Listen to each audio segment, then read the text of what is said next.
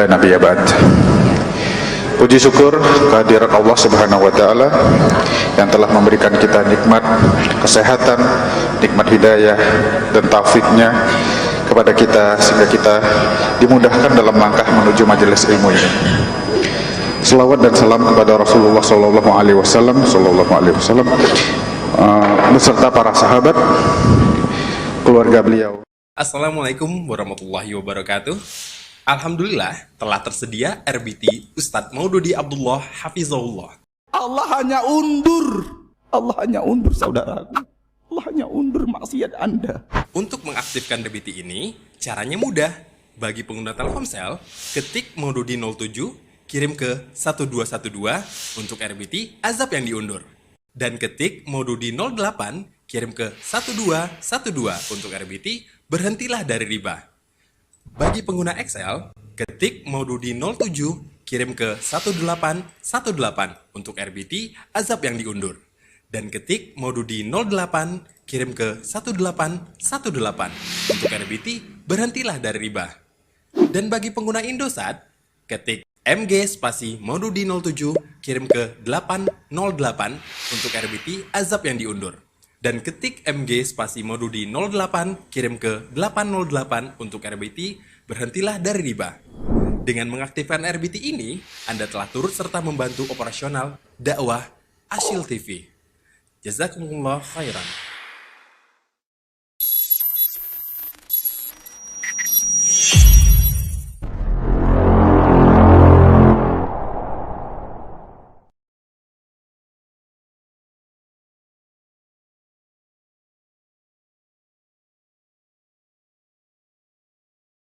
Allah wabarakatuh. Assalamualaikum warahmatullahi wabarakatuh. Nama saya Ustadz Syahid. Alamat Pekanbaru di Harapan Raya. Masya Allah. Yang ingin kami tanyakan Ustadz, Ana sudah bekerja selama 3 tahun di salah satu perusahaan pengelolaan ATM Ustadz. Apakah cuman perusahaan ini Pak Ustadz dia berbeda PT dan sekarang itu dulu berdiri sendiri dan sekarang sudah dibeli oleh BUMN dan sekarang kami sebagai mitra. Cuman skop pekerjaannya itu pengelolaan ATM termasuk pengisian saldo uang di dalamnya, berapa isinya, kemudian kami membuat laporan dan kemudian kalau ada ATM yang rusak kami juga memperbaiki, kartu nasabah yang tersangkut kami mengambilnya semuanya dan itu nanti akan kami serahkan kepada pihak perbankan. Artinya semua pengelolaan itu terhadap ATM, jaringan rusak atau apa kami mengelola semuanya Pak Ustadz. Apakah hal itu termasuk membantu dalam pihak perbankan dan hasilnya itu yang kami terima apakah termasuk riba Pak Ustadz terhadap pelaksanaan jasa tersebut Pak Ustadz? Kami mohon penjelasannya. Dan kami sering menanyakan kepada konsultan syariah, tapi kami kurang puas Ustadz melalui tulisan. Maka alhamdulillah saat ini kami pribadi bisa bertemu dengan Ustadz Arwandi. Semoga Ustadz dalam keadaan walafiat. Dan kami juga sering mendengar di YouTube, tapi saya kurang puas Ustadz. Maka hari ini saya ingin menegaskan pertanyaan untuk Ustadz. Terima kasih. Di YouTube apa saya bilang? Ustadz, saya dengar di YouTube ada mendengar security dan cleaning service juga termasuk membantu hal ribawi. Anda kan bukan security kan ya? Saya bukan security Ustaz. Ya, insyaallah saya jawab. Jazakallah khair. Assalamualaikum warahmatullahi wabarakatuh. Alhamdulillah rabbil alamin. Wa bihi nasta'in.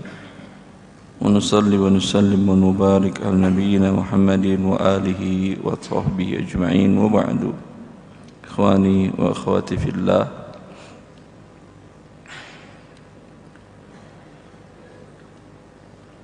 Pertanyaannya tentang pekerjaan mengelola anjungan tunai mandiri atau dikenal dengan ATM.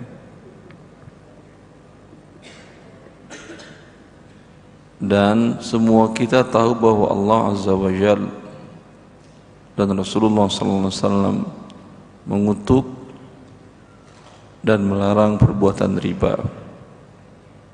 Apakah di ATM ada perbuatan riba? Ada? Tidak ada. Ribanya dibuat di kantornya. Di ATM dia hanya tinggal menarik uang. Kalau dia pakai kartu kredit, Ustaz, kalau kartu debit jelas. Kalau permasalahannya berbeda bank, kan ada pertambahan. Ya, umpamanya Anda bank syariah X, Anda tarik di ATM bank syariah Z, ada cas, ada pertambahan kan dari uang yang Anda ambil.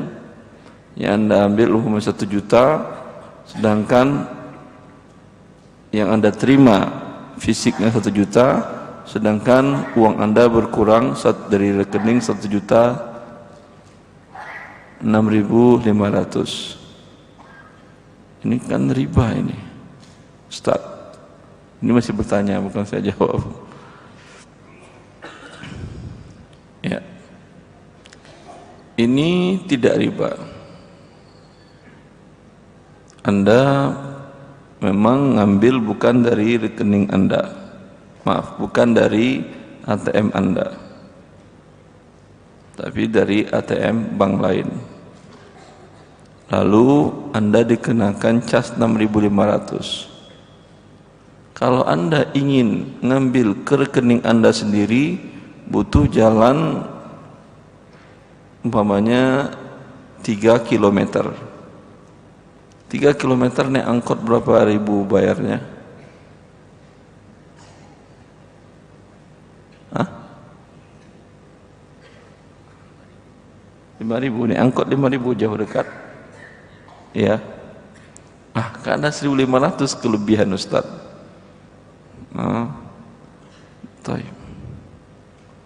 Ini dinamakan biaya administrasi real.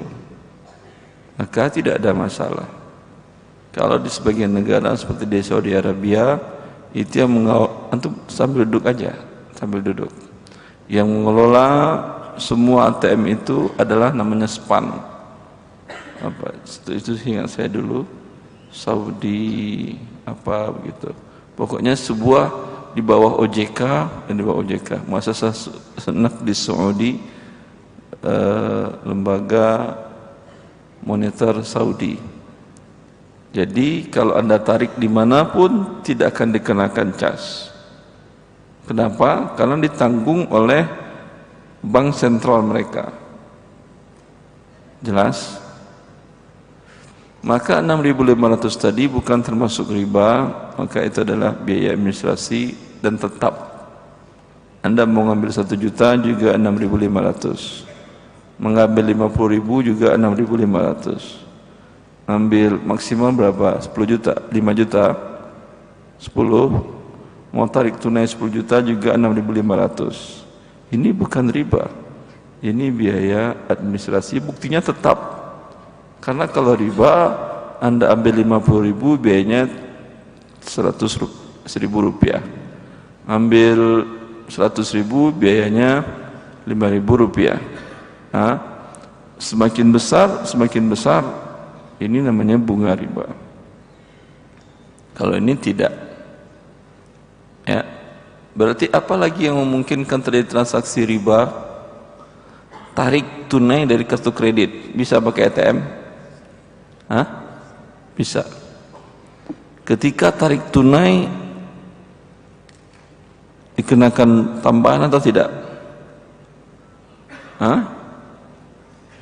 Langsung berjalan bunganya atau tidak?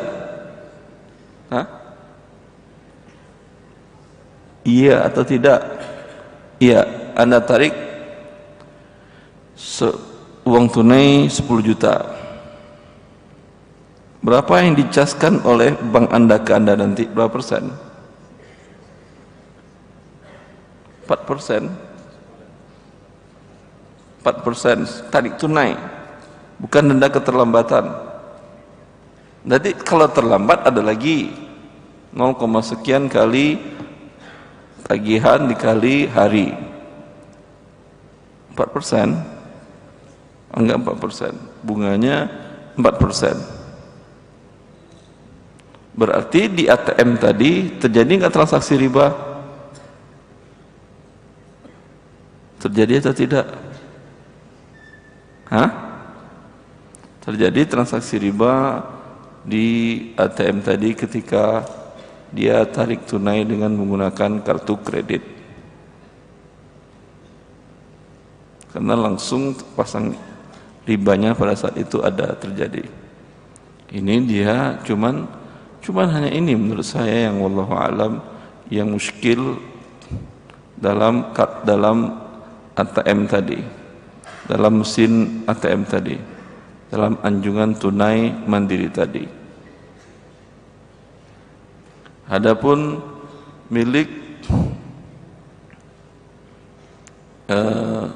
rekening bank mandiri, tapi kalau pakai kartu debit dari bank syariah yang tidak ada pertambahan, rekening Anda insya Allah tidak masalah, karena yang Anda bayar, kalau satu atap bank umpamanya bank syariah, bank mandiri, Anda tarik di bank mandiri konven, kena cas? Enggak kan ya? Tidak. Ya. Maka hanya itu hukum asalnya berarti kembali kepada mubah. Karena manfaat ATM ini banyak kemudahan bagi manusia. Kadang di waktu tengah malam dia butuh uang tunai, ada bank yang buka jam 12 malam. Enggak, jam berapa sampai jam berapa bank buka di Indonesia? Jam 4. Transaksi jam berapa? Jam 4 bukanya. Jam 3. Nah, terbayang oleh Anda kalau tidak ada mesin ATM susahnya bukan main. Ya, dan ini pun dalam rangka ifa wal istifa, maka insyaallah ya paling berapa persen orang yang dari tarik tunai pakai kartu kredit kejadiannya kecil. Wa nadirlah hukmalah, sebagai kata para ulama, sesuatu yang jarang. Kan berapa persen kira-kira orang tarik tunai pakai ATM dengan kartu kredit? Perbandingannya 1:100 sampai sedikit kan ya? Kan gak banyak orang yang punya kartu kredit. Jelas? Insyaallah gak ada masalah.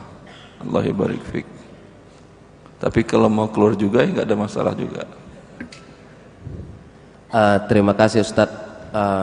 Alhamdulillah berarti hukumnya mubah Ustadz ya? Mubah, boleh.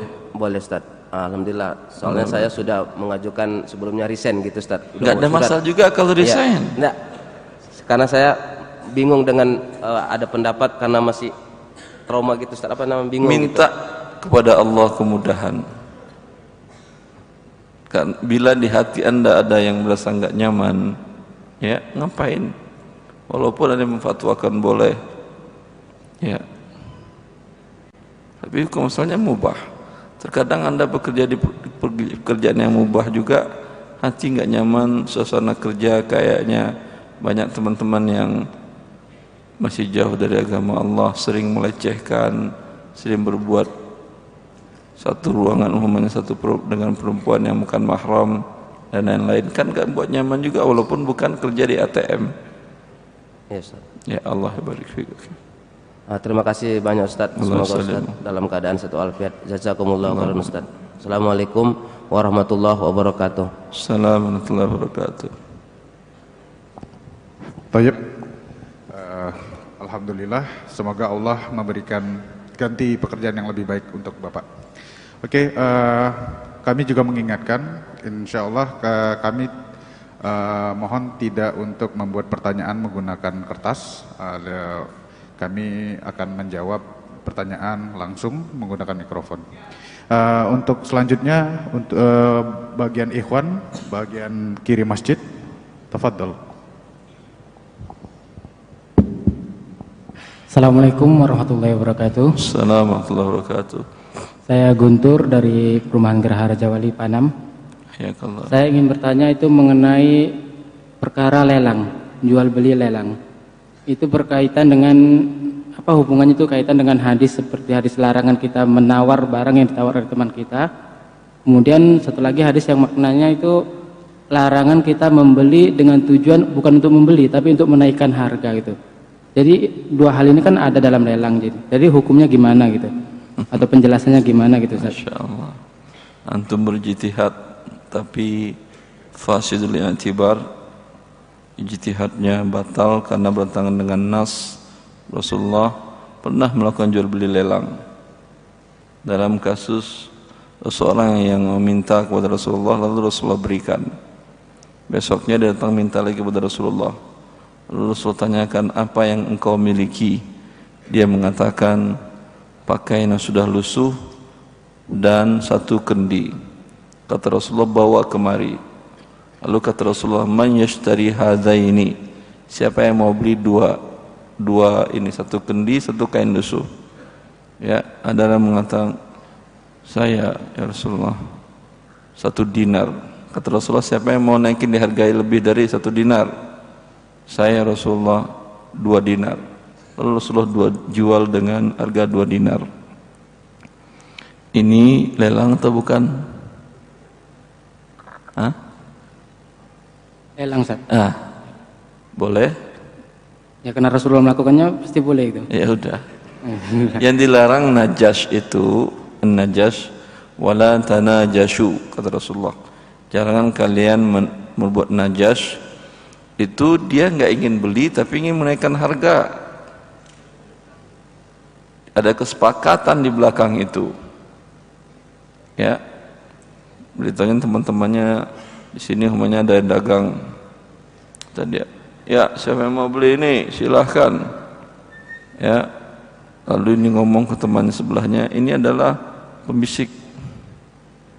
Kata dia, kamu mau beli nggak? Itu dibuka harga umpamanya 100.000. Kalau nggak kamu, saya mau beli nih. Kata dia, saya mau beli 110. Orang yang mau beli ini udah 130, saya 40. Yang beberapa orang yang nawar tadi tujuannya tidak membeli, hanya ingin menipu orang ini. Ini namanya najas. Kalau bai'ul muzayadah, jual beli lelang, lawannya munaqasah. Munaqasah, lelang itu bisa lelang terbuka, lelang tertutup. Kalau tender dengan harga yang paling rendah, tertutup. Kalau muzayadah dengan harga tertinggi, namanya saya katakan, saya mau jual ini, coba ini di dalamnya Masya Allah ada sesuatu yang Masya Allah lah pokoknya. Silahkan ajukan penawaran, saya pilih yang terendah. Paham? Itu namanya munaqasah. Kalau muzayadah, saya pilih ajukan tertulis atau WA atau SMS dalam jangka 3 detik atau 5 menit. Siapa yang tertinggi itu yang berakad dengan saya. Boleh dua-duanya, nggak ada masalah. Jadi kalau kasusnya seperti ini Ustaz, berarti teman kita kan dia menjual HP-nya gitu Ustaz dengan harga 1 juta gitu kan. Ada teman kita sudah oke gitu kan. Kemudian kita datang, saya saja beli 1,2 gitu. Gimana Ustaz keadaannya Ustaz? Atau seperti lelang juga? Apa? Dalam satu keadaan, dalam satu majelis seperti itu, teman kita jual HP dengan harga 1 juta. Ini ada 3 orang gitu, dibeli sama si A tadi dengan harga 1 juta gitu kan. Kemudian datang saya meminta dengan harga 1,2. Itu kan seperti lelang. Apapun boleh seperti itu Ustaz? Ini rekayasa atau Serius itu? Serius? Ya, keadaan dalam satu majelis seperti itu. Ini ada adab lainnya dalam jual beli. La yabi' ba'dukum ala bai' akhi wa la yashtari ala syira'i akhi. Tidak boleh kalian membeli atas pembelian saudaranya, dan jangan menjual atas penjualan saudaranya. Paham? Ini dia sudah beli, Anda tawar naikkan harga lebih tinggi. Haram penawaran Anda. Sama Anda umpamanya sudah ikat kontrak dengan sebuah perusahaan. Lalu datang perusahaan perusahaan kompetitor, pesaing, ditawarnya Anda udah kerja di perusahaan saya saja. Kamu berapa gaji itu? 10. Udah di saya 15. Haram ini. Tapi mereka tadi kan belum akad, belum ada kesepakatan. Penjual tadi menjual harga 1 juta. Tadi kata antum Tadi kata Anda dia sudah berakad dengan 1 juta, lalu datang orang yang beli 1.200.000. Sudah berakad itu apa artinya? Mereka menawarkan hanya ingin membeli 1 juta. Sudah saya jelaskan begini. Kalau dia berkata, ya udah ambil 1 juta, lalu datang dah 1,2, saya 1,2, haram bagi Anda Si penjual tadi belum bilang iya. Si penjual tadi belum bilang iya. Ini dalam 3 orang duduk dalam satu majelis, saya menjual 1 juta, datang si A tadi biar saya 1 juta. Haram. Saya jelaskan, Anda dengar saja. Iya. Kalau saya mau lelang, duduk saya dulu. Ada orang mau beli, Pak mau beli. Tak, saya nggak mau 1 orang, 3 orang, 5 orang baru mau saya. Saya pilih di antara harga tertinggi. Boleh dari awal seperti itu. Paham? Tapi kalau ada yang satu sedang menawar, wala yasum ahdukum ala saumi akhi. Nawar juga nggak boleh. Sama meminang juga atas pinangan saudaramu tak boleh, walaupun belum berakad. Jelas? Jelas. Itulah saya ingin mendudukan hadis tadi dengan keadaan lelang gitu. Jangan main sendiri Anda. Dalam memahami hadis satu dengan lain itu ada kaidah namanya ilmu usul fiqh. Alhamdulillah saya dapat gelar doktor di bidang ini, dan saya kira saya orang pertama dapat doktor usul fikih dari Saudi Arabia dengan nilai IPK 4,89 skala 5. Ada ilmunya, akhi. Seperti Anda mau bedah kepala orang menurut rekayasa sendiri, kan ada ilmunya. Nggak semua orang bisa melakukan itu. Nanti mati orang, Anda masuk penjara jadinya, walaupun niatnya baik. Ya, belajar ilmunya dengan baik. Ada disiplin ilmunya namanya usul fiqh. Dan alhamdulillah belakangan Dr. Busyafa dari ini mengikuti langkah beliau, mendapatkan doktor juga dari Jami'ah Islamiyah Madinah.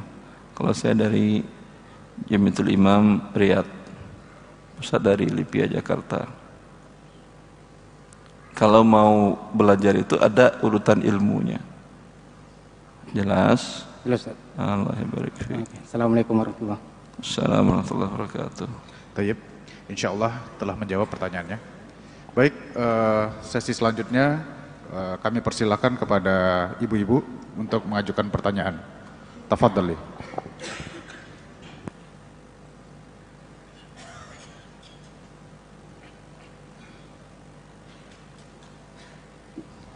Assalamualaikum, Ustaz. Assalamualaikum warahmatullahi.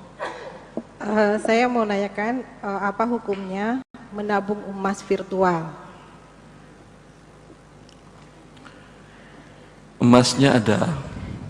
Enggak, Ustadz. Jadi kita nabung dengan sejumlah uang. Uangnya virtual juga?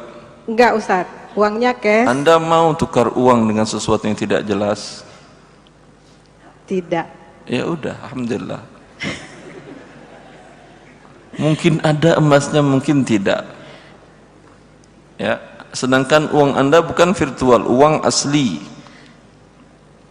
Tapi produk ini dikeluarkan oleh PT Aneka Tambang yang mengeluarkan logam mulia, Ustadz. Saya alhamdulillah dengan tim sudah melakukan verifikasi untuk akad-akad SOP, standar operasional prosedur mereka di PT Antam tadi. Ada beberapa hal yang kami rekomendasikan agar dirubah agar sesuai dengan syariah. Ya. Yang Anda tanyakan virtual yang mana? Kalau Antam ada emasnya. Nama programnya? Dia punya brankas yang ditanyakan? Brankas, Ustadz. Iya. Brankas itu termasuk produk yang bermasalah yang sudah kami rekomendasikan. Bahwasanya mereka punya sekitar 200, minimal stok mereka itu 200 ton emas minimal per harinya. Mereka buka produk brankas, kemudian kami minta perbaiki, diantaranya jual ke nasabah bukan virtual tapi ada serial numbernya yang tidak tertukar, nomor seri dari setiap yang dia jual. Dengan demikian tidak bisa kalau tidak mungkin dicetak, dan Ada barangnya, selama ini produk berangkas itu gelondongan. Jadi mereka, emasnya mereka punya, bukan virtual. Bisa Anda datang, bisa dicetak, bisa. Kalau ingin dikirimkan juga bisa, dengan biaya cetak kena lagi, kemudian kena lagi biaya pengiriman. Ya, Rasulullah SAW mensyaratkan untuk menukar emas dengan mata uang itu persyaratannya harus yadan biyadin, tangan satu dengan tangan menerima. Itu yang saya katakan, ini dalam teknologi tidak mungkin terjadi kecuali ATM emas. Pernah dengar antum ATM emas? Ada di Dubai, ada Malaysia juga ada mereka. Anda yang kerja di ATM tadi coba minta ke perusahaan Anda ganti ATM emas dong gitu. Itu boleh ya dan biadin. Ketika Anda gesek uang dari ke ATM tadi, ya, kemudian yang keluar teng emas yang keluar bukan rupiah, bukan kertas tapi emas. Ini jual belinya tunai namanya, ya dan biadin, karena dalam waktu yang sama uang Anda langsung didebit, dipotong. Ya. Tapi kembali kepada berangkas tadi, mereka emasnya ada, tapi serah terimanya itu yang tidak ada. Dan yang difatwakan oleh AIFI boleh dibuat dengan serah terima nomor seri, tetapi mereka belum cetak memang. Buktinya tabungan tadi ibu, kalau ibu ingin minta emas, ibu minta izin cetak dulu kan ya, ibu? Iya Ustaz. Dan kena biaya cetak kan ya? Iya. Iya, berarti kan nggak ada yang bisa diserah terimakan. Makanya saya katakan dalam perbaikan SOP mereka, ada yang bisa diserah terimakan. Karena syarat sah jual beli itu ayyakuna maqdurat taslim, barang itu bisa diserah terimakan. Saya dulu beli mobil umpamanya ya, maka barang tidak bisa diserah terimakan tidak sah jual belinya, termasuk jual beli gharar. Saya dulu di Riyadh, alhamdulillah, waktu kuliah di sana punya mobil Corolla hatchback yang panjang, jarang di Indonesia, mungkin tidak pernah saya lihat. Corolla hatchback panjang ke belakangnya, saya beli dengan harga 9.000, bukan rupiah, real. Rupiah 9.000, 10.000 kembali 1.000, dapat mobil. Masih lumayan bagus. Baru 9 tahun pakai, yang pakai punya perusahaan Telkom Saudi, STC. Punya perusahaan, sehingga pemakaiannya lumayan bagus. Bisa dibawa Mekah, Madinah, Riyadh 1.000 kilo, pulang pergi 2.000 kilo, enggak, masih aman, nyaman. Ya. Ingin saya bawa ke Indonesia, mungkin enggak? Pajaknya pasti mahal. Kalau saya jual, umumnya beliau mau berangkat ke Arab Saudi, saya bilang, nih saya mau exit, saya jual dulu ke kamu mobil saya di Arab Saudi. Siap saya beli. Berapa saya jual? 10.000. Dulu saya beli 9.000, sudah saya perbaiki, sudah saya pakai, saya jual aja 8.000, kurang 1.000 nggak apa-apa. Dikasih dia 8.000, kembali 2.000 Ustaz, kata dia. Kembali 2.000 rupiah berarti. Enggak lah, kalau real itu pecahan terkecilnya 500. Sekarang ada yang 1.000. Belum ada kan ya, masih 500 kan ya, cuma 500 realnya. 500 saja kasih saya, kasih 516 lembar ya. Sah jual belinya ini saya kasih surat-suratnya ke dia, ambil di Riyadh, sah ya. Mobilnya ada di Riyadh, ini bukti-buktinya, suratnya sah atau tidak? Kata dia, saya enggak mau tinggal di Riyadh Ustaz, saya bawa ke Indonesia. Kalau bawa ke Indonesia saya enggak tahu gimana cara bawanya. Yang jelas kalau resmi mungkin harganya di sini sampainya mungkin bisa jadi 50 juta. Ya. Wallahu a'lam. Ini dilarang karena serah terimanya tidak memungkinkan. Kembali kepada berangkas tadi, ketika dia berbentuk gelondongan tadi, kan saya katakan ada sekitar 200 ton atau 200 kilo atau 200 ton, saya lupa. Pokoknya jumlahnya besar. Ketika Anda mau beli, emasnya ada. Tapi bisa nggak diserah terimakan Anda beli umpamanya yang terkecil pecahan berapa Bu? 1 gram bisa? 1 gram Ustaz. 1 gram. Mencuil 1 gram gimana caranya? Teng, keluar dikit segede gini. Segede upil, lumayan beda sedikit upil. Hanya 1 gram. Ya, nggak bisa kan? Dia harus dicetak lagi, betul. Berarti kan nggak bisa segede gitu diserah terimakan. Maka yang saya sarankan kepada mereka, Anda jual jangan gelondongan. Cetak. Ada yang 1 gram, ada yang 5 gram, 10 gram, 50 gram, 100 gram, cetak. Ketika ada yang beli dengan cara online dengan produk berangkas tadi, katakan ini punya Anda sudah ada, dan ini biasanya cetak itu setiap itu ada nomor serinya kan ya? Iya kan Bu? Iya Ustaz. Ada nomor serinya. Kirimkan nomor serinya dan barangnya simpan di Anda. Kapan dia ingin tinggal Anda kirimkan. Repot Ustaz. Itu jawaban dari Antam. Nggak tahu saya akhir produk ini sampai sekarang masih jalan produk ini Bu? Itu kurang tahu juga Ustaz. Hah? Sayanya kurang tahu. Berangkas masih ada. Berangkas saya Mereka tahu. mengatakan ini kalau begitu nggak jadi murah biayanya Ustaz. Kita inginnya biaya murah. Biaya kamu ini iya murah tapi riba.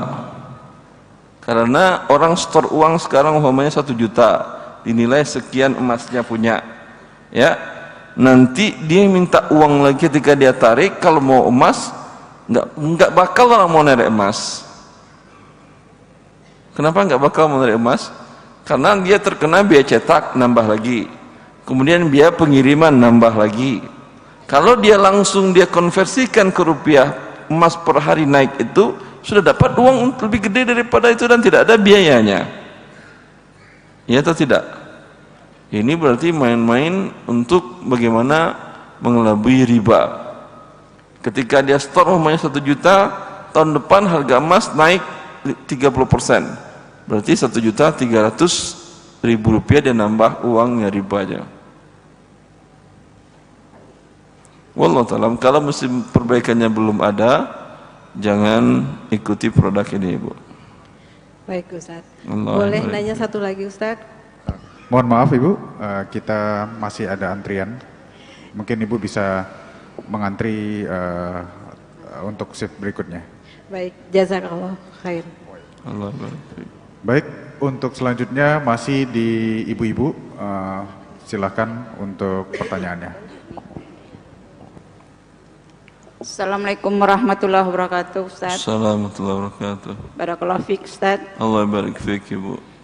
Saya menanyakan Pak Ustaz, saya ingin teman minta tolong, dia mau jual sebidang tanahnya. Lalu saya minta surat, fotokopi surat aja, tapi surat itu bukan atas nama dia Pak Ustaz. Suratnya aslinya pun sudah digadaikannya ke temannya untuk meminjam uang. Jadi gimana Pak Ustaz saya menolongnya Pak Ustaz? Saya nggak paham. Ulangi Bu. Gini Pak Ustaz. Surat teman ini minta jualkan tanah. Dia suruh saya beli tanahnya, sebidang tanah. Tapi surat itu SKGR atas nama orang lain. Saya lihat fotokopinya Pak Ustadz, yang surat aslinya itu digadaikan ke orang temannya pula untuk meminjam uang. Jadi gimana Pak Ustadz saya menolong dia, ini surat tanahnya itu bukan nama dia gitu, tapi kata dia bilang itu itu tanah dia gitu. Anda cek aja ke BPN. Dia masih SKGR Pak Ustadz. Masih belum ada sertifikat. Cek ke desanya. Ini milik siapa? Camat. Camat. Saya cek ke camat milik siapa. Oh, Karena kalau tidak penipuan. oh gitu ya. Nanti Anda ingin berbuat baik, tapi malah tertipu. Jadi kita harus cek Kecuali Anda tahu bahwa tanah itu memang tanah milik nenek moyangnya dari zaman dulu. Bahwa nenek moyangnya Anda tahu sebelum Anda lahir, tahu sebelum lahir. Ketika Anda lahir, Anda tahu dia sudah di sana nenek moyangnya. Ya. Duduk di sana, belum ada yang pindah-pindah, keturunannya masih di sana menguasai. Ya, Anda tahu pokoknya milik dia. Tapi kemudian ada orang umpamanya menguasai, membuatkan surat atau segala macam, ya. Ini Anda ingin membantu dia, itu bisa, atau dia gadaikan surat tadi kepada orang lain.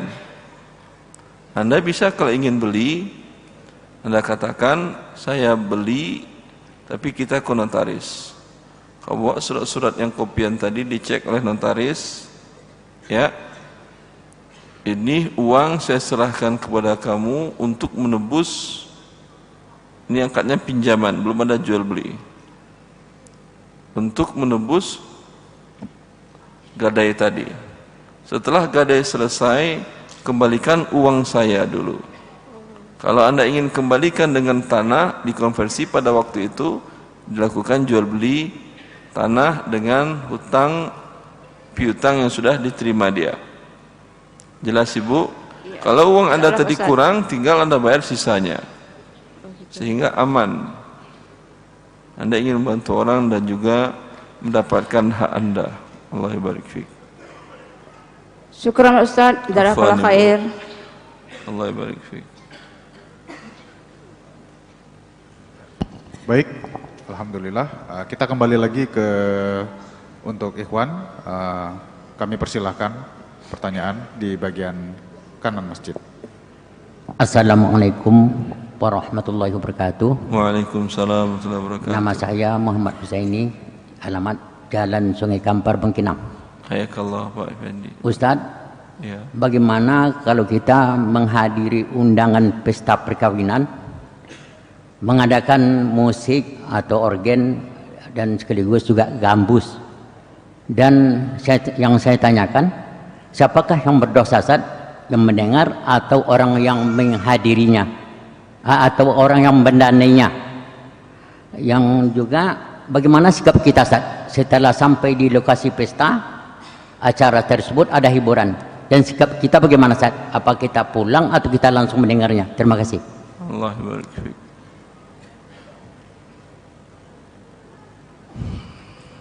Para ulama kita keras dalam hal ini.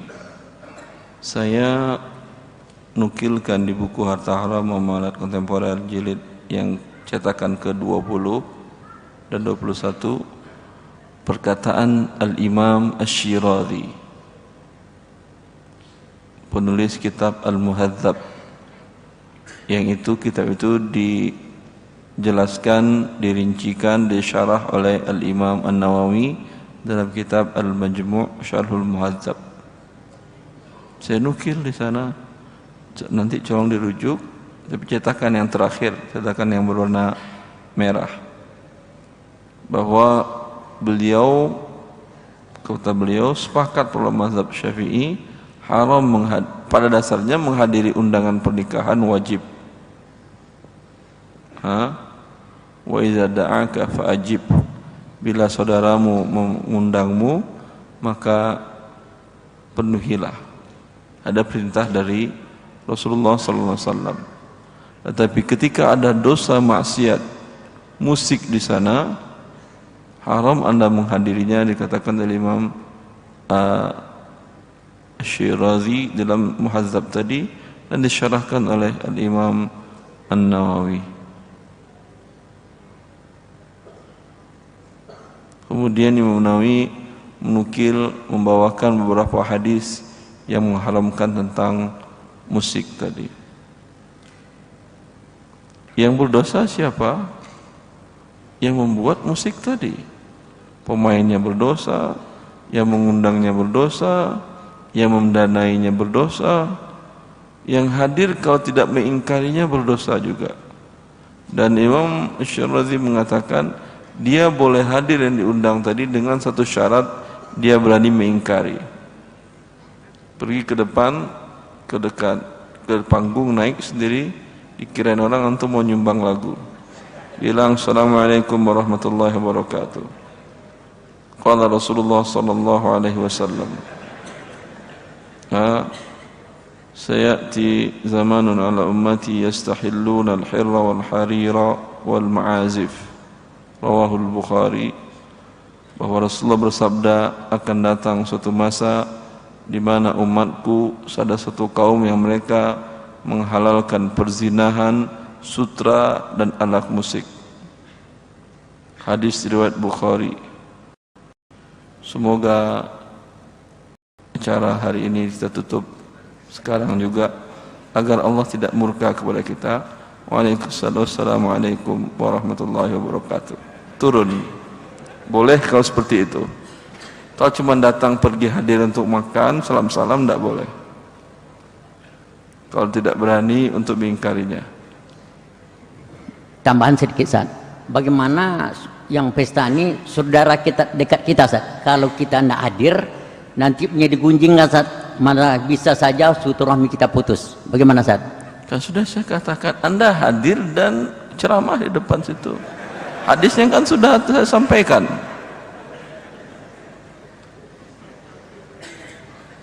Kalau tidak lihat di buku Al-Taharah mana tentang ijma' bilang lagi bahwa Imam Al-Haytami mengatakan bahwa alat musik merupakan dosa besar. Sepakat semua ulama mazhab Syafi'i. Kita kan Syafi'i di sini.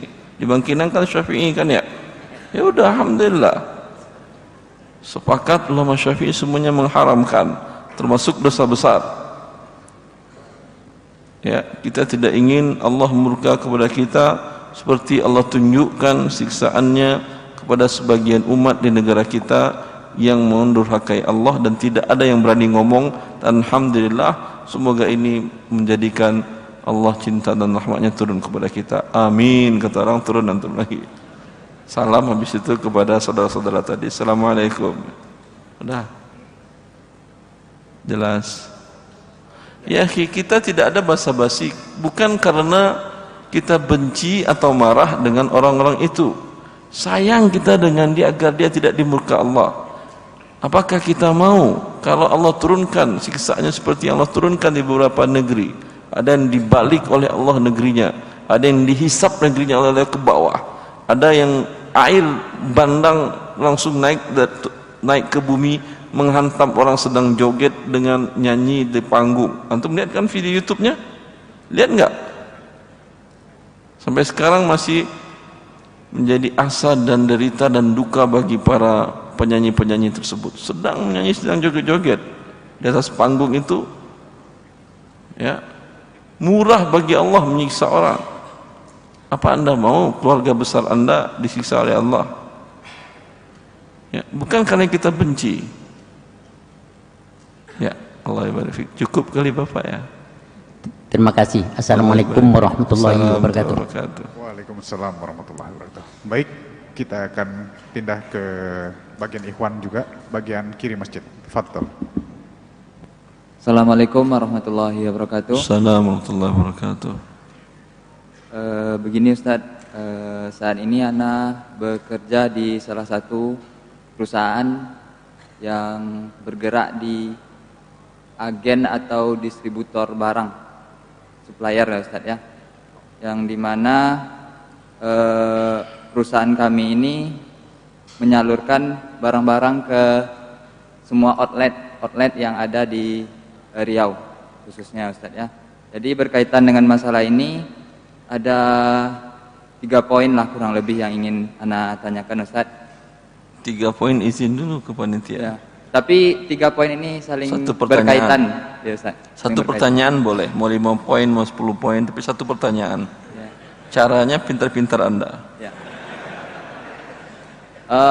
Begini Ustaz, dalam mensuplai barang ke outlet-outlet ini, perusahaan memiliki beberapa program Ustaz, atau program promosi lah istilahnya Ustaz.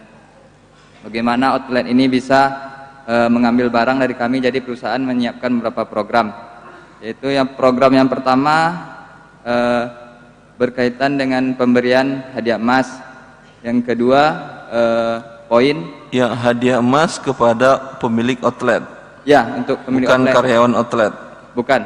Alhamdulillah boleh Ustaz ya. Untuk poin Ustaz, emas juga atau bukan ya. Poin itu dia ketika barang kita sudah masuk ke dalam outlet tersebut, jadi nantinya toko kan menjual tuh Ustaz. Jadi setiap barang yang laku satu itu perusahaan berikan sistemnya 1 poin.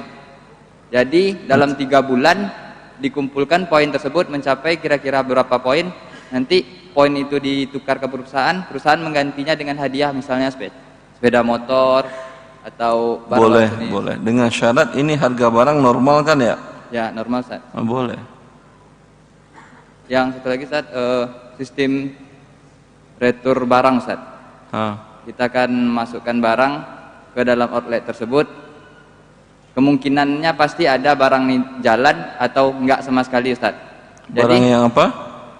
Barang yang kita masukkan itu kita jadi istilahnya begini Ustaz, kita kasih harga 100.000 misalnya ke outlet tersebut, tapi sudah termasuk pajak.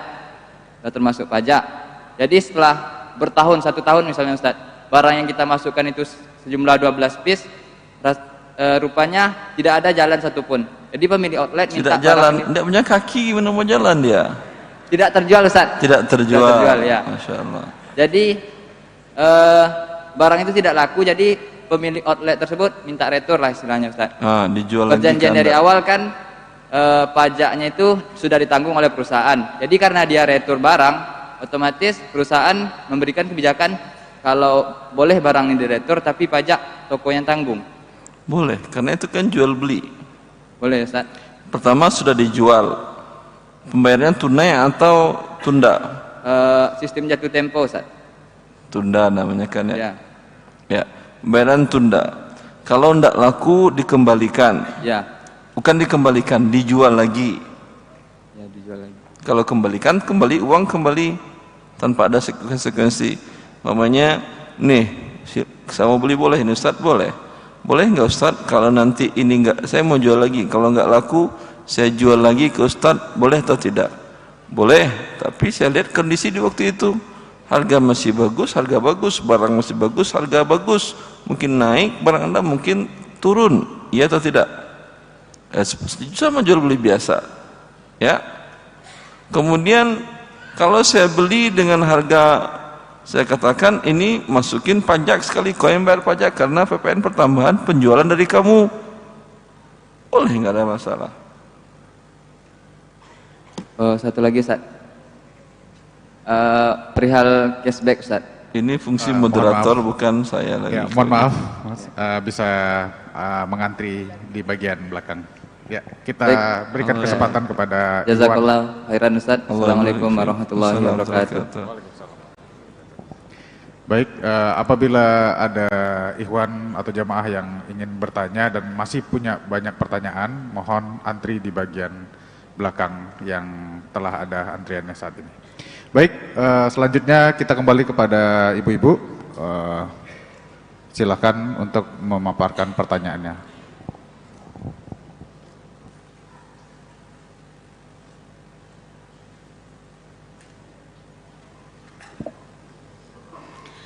Bismillah. Assalamualaikum warahmatullahi wabarakatuh. Assalamualaikum warahmatullahi wabarakatuh. Ustadz, apa hukumnya apabila kita menjual makanan atau catering misalnya, tapi kita menyertakan foto bukan dari hasil karya kita, mengambil dari media sosial atau dari Google tanpa menyertakan sumbernya, gitu kan? Atau lalu kita memberi watermark kepada foto itu. Berikan misalnya, apa? Gimana Ustadz? Watermark. Dengan memberi nama misalnya Umi Kitchen gitu, padahal itu bukan hasil foto kita. Lalu kita sebar ke customer kita untuk menarik karena fotonya bagus gitu Ustadz. Itu bagaimana hukumnya? Ini bukan Umi Ican, Umi Maling namanya ini. Mengambil hak cipta orang, tidak boleh. Di foto itu semuanya ada milik orang yang mengunduhnya, orang yang fotonya. Kalau Anda ingin menjadikan jual beli, tentu ada izin ke orangnya. Kalau tidak, Anda ambil sendiri foto barang Anda, foto sendiri. Jelas? Jelas Ustaz. Jazakallah khair. Barakallahu fiik. Assalamualaikum warahmatullahi wabarakatuh. Karena orang untuk foto itu biayanya enggak murah. Itu butuh fotografer. Saya pernah melihat fotografer waktu itu, ada 3 tim fotografer untuk sebuah, saya lupa di produk di mana waktu itu. Waktu saya ke salah satu produk makanan yang punya murid saya, ikut pelatihan saya, dia punya produk cake oleh-oleh satu kota tertentu, terkenal. Ya, cake-nya dia itu fotonya klik dari kiri kanan, angel atas bawah, luar biasa. Memang kelihatan profesional. Bayarnya pasti mahal. Orang itu pakai sekolah. Ya, sekarang Anda tinggal ganti Umu Ican. Tidak boleh lah, maling no. Kadang walaupun barangnya bagus, kalau fotografernya tidak berilmu, tampilannya jadi tidak menarik juga. Allah Ta'ala. Baik, untuk selanjutnya masih di ibu-ibu, silakan untuk memaparkan pertanyaannya.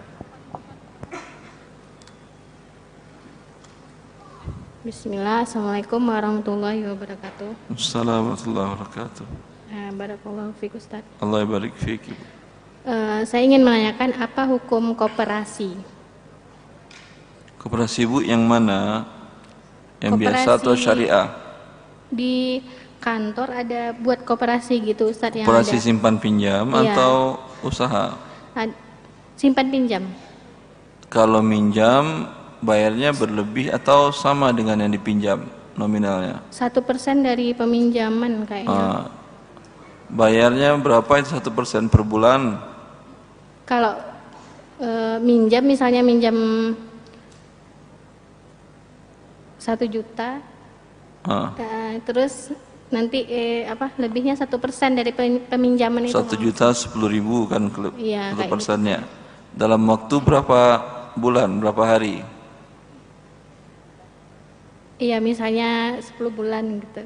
10 bulan cuma 1%. Iya. Iya. Ini riba dengan bunga kecil.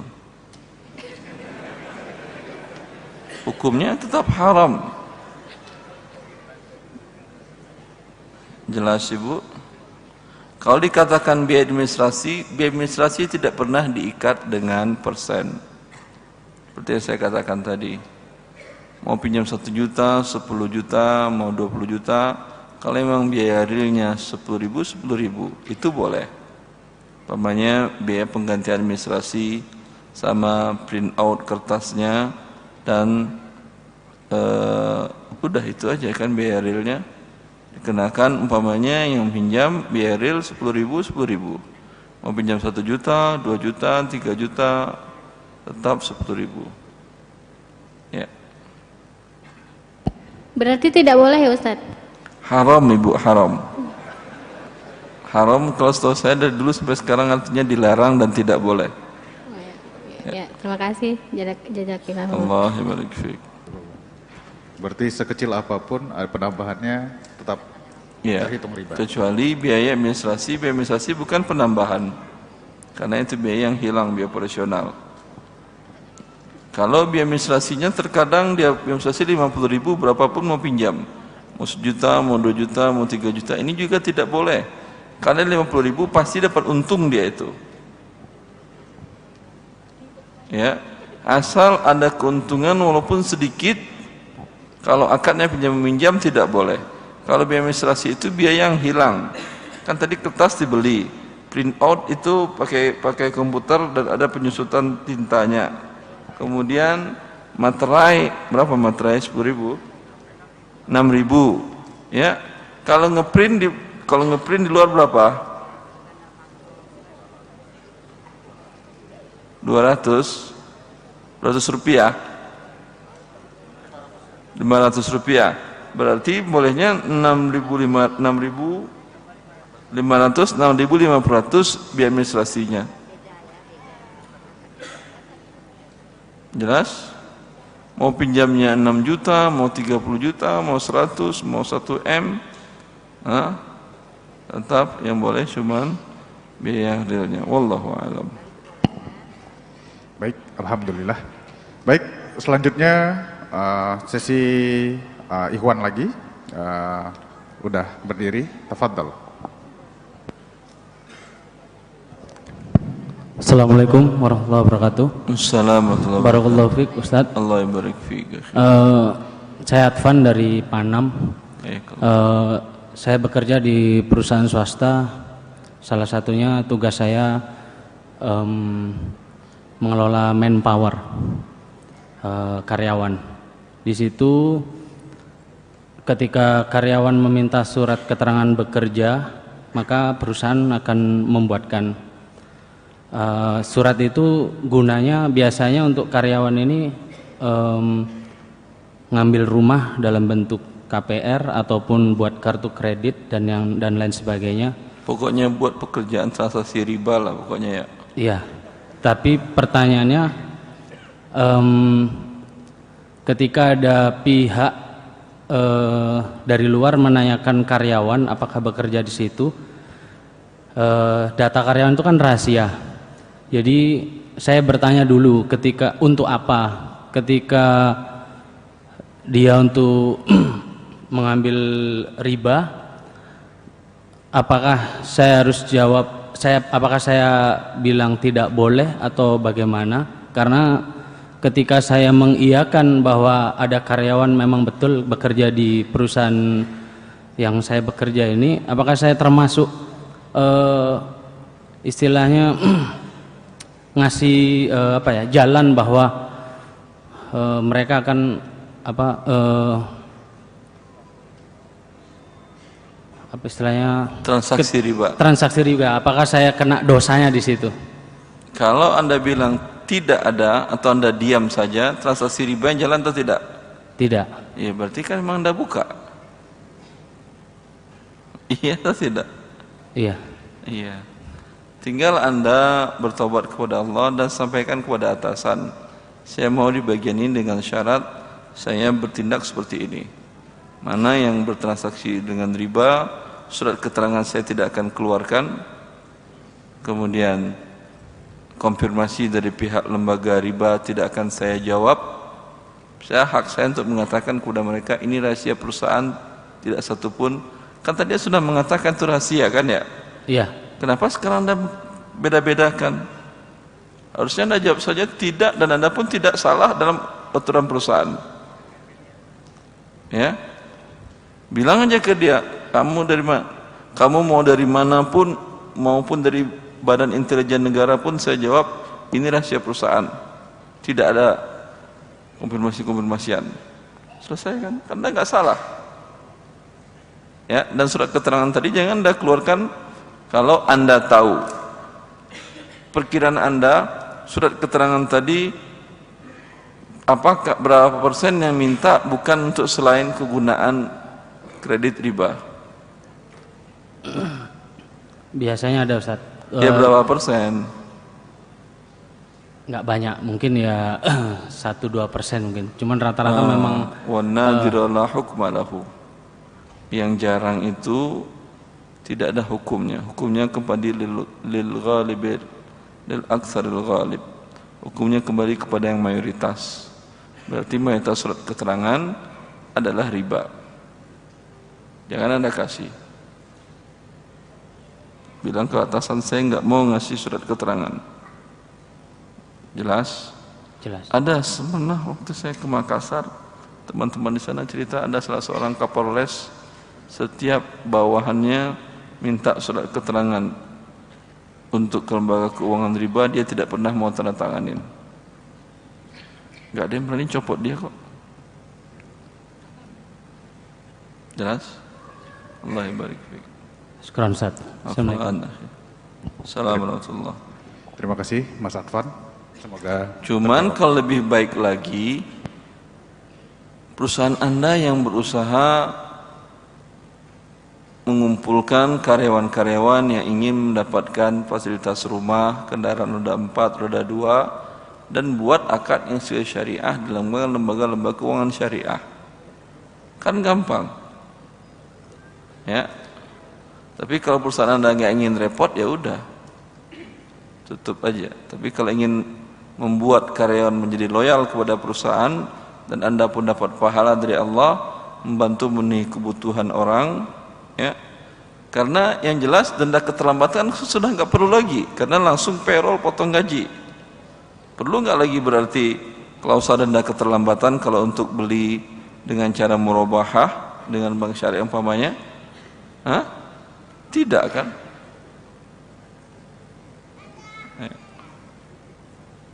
Allah barik fiik. Jazakallah khair Ustaz. Baik, selanjutnya bagian sebelah kiri untuk Ikhwan. Tafadhal. Assalamualaikum warahmatullahi wabarakatuh, Ustaz. Assalamualaikum warahmatullahi wabarakatuh. Saya mau tanya tentang apa, Ustaz? Tentang ukuran, karena kemarin setahun yang lewat saya membangun rumah. Jadi saya beli kayu balok itu untuk pajak atap itu, ukurannya 4x5. Jadi yang isinya 3x4 gitu. Bagaimana dengan solusinya? Ukuran 4x5 tapi Anda ukur lagi kok 3x4 begitu? Iya. Anda salah ambil atau dia yang salah ngasih? Atau emang ada niat? Saya tanyakan kepada yang jual, gimana ukurannya nih Bang? Karena memang dari situ, dari sononya kayak gitu, dari somelnya gitu. Jadi gimana solusinya kayak gitu, Ustaz? Sudah terjadi atau belum? Udah, Ustaz. Anda tahu bahwa itu ukurannya 3x4? 3x4 contohnya. Anda tahu? Saya ukur, Ustaz. Iya tahu kan ya? Ya. Anda beli? Ya. Anda beli kan ya? Ya, ukurannya 5x4. Anda tahu bahwa barang ini barangnya? Ya. Iya kan? Ya. Tertulis 6x5 ya. umpamanya. Tetapi Anda ukur 3x4. Ya. Dan ini Anda butuhkan. Ustaz? Itu yang Anda butuhkan. Iya.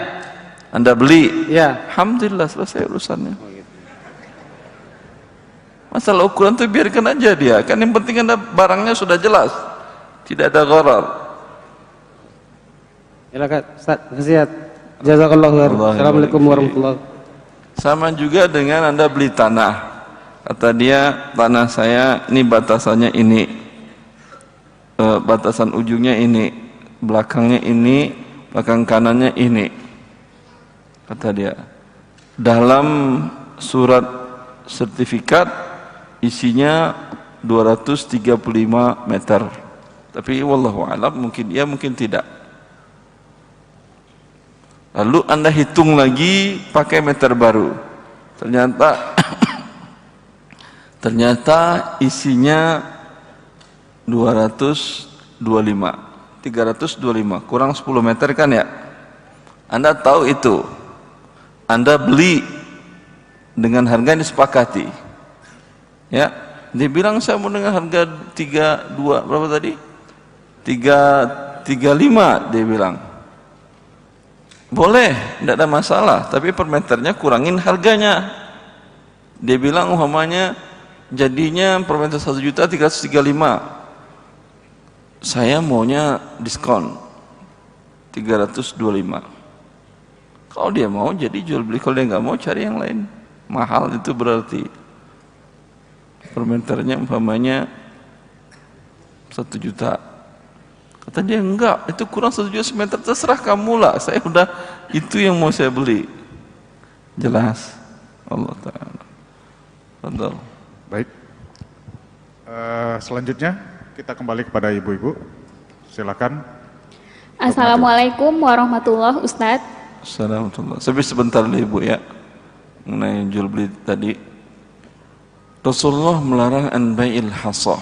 Rasulullah melarang membeli dengan lemparan batu. Ada dua maknanya. Makna yang pertama, ada dua barang di sini. Lalu si penjual mengatakan, dimanapun batu yang saya lempar ini jatuh, itu saya jual kepadamu. Ini kalau harganya umpamanya 1.500.000, ini 1 juta. Ya, manapun yang jatuh, saya jual kepadamu 1.250.000. Paham? Lalu setuju, lalu dilemparnya. Ah, jatuh ke yang putih. Berarti kau 1.250.000 yang putih. Paham? Ya, ini yang dilarang oleh Rasul dengan lemparan batu, karena mengandung unsur gharar tidak jelas. Ini tadi perkiraan harga umpamanya 1 juta, ya. Kalau dari awal dia bilang, saya jual dengan harga 1.250.000 yang putih. Ini harga dengan 1.500.000. Anda beli ini, boleh, nggak ada masalah. Walaupun tadi harganya sama jadinya kan, iya atau tidak? Nah, kemudian larangan yang kedua, maksud dari bai'ul hasoh adalah, seseorang mengatakan, saya jual tanah saya dengan jauh selemparan batu saya lemparkan, ya, dengan harga 100 juta rupiah. Lemparan batu ini bisa jauh jatuh di 30 meter dari tempat berdiri si yang lempar. Bisa jadi di 13 meter dari dia yang lempar. Ya, ini mengandung unsur gharar juga tidak jelas. Tetapi ijma' para ahli fikih, kalau maksudnya dia mengatakan, saya Pak mau mana tanah yang mau dijual? Sebentar dulu, saya lempar dulu pakai batu. Terus jatuh. Tuh dari situ, dari sini ke situ yang tanah saya jual. Itu harganya 100 juta. Ini ijma' para ulama boleh. Tidak maksud dalam hadis tadi. Jelas ini? Karena ini apa? Tidak mengandung gharar lagi. Di awal iya. Kalau dia mengatakan sejauh lemparan saya, tidak boleh. Bisa jadi jauh, bisa jadi dekat, tergantung unsur gharar. Ketika batu telah jatuh, ketika itu dia jual, boleh. Masalah berapa meter isinya Pak?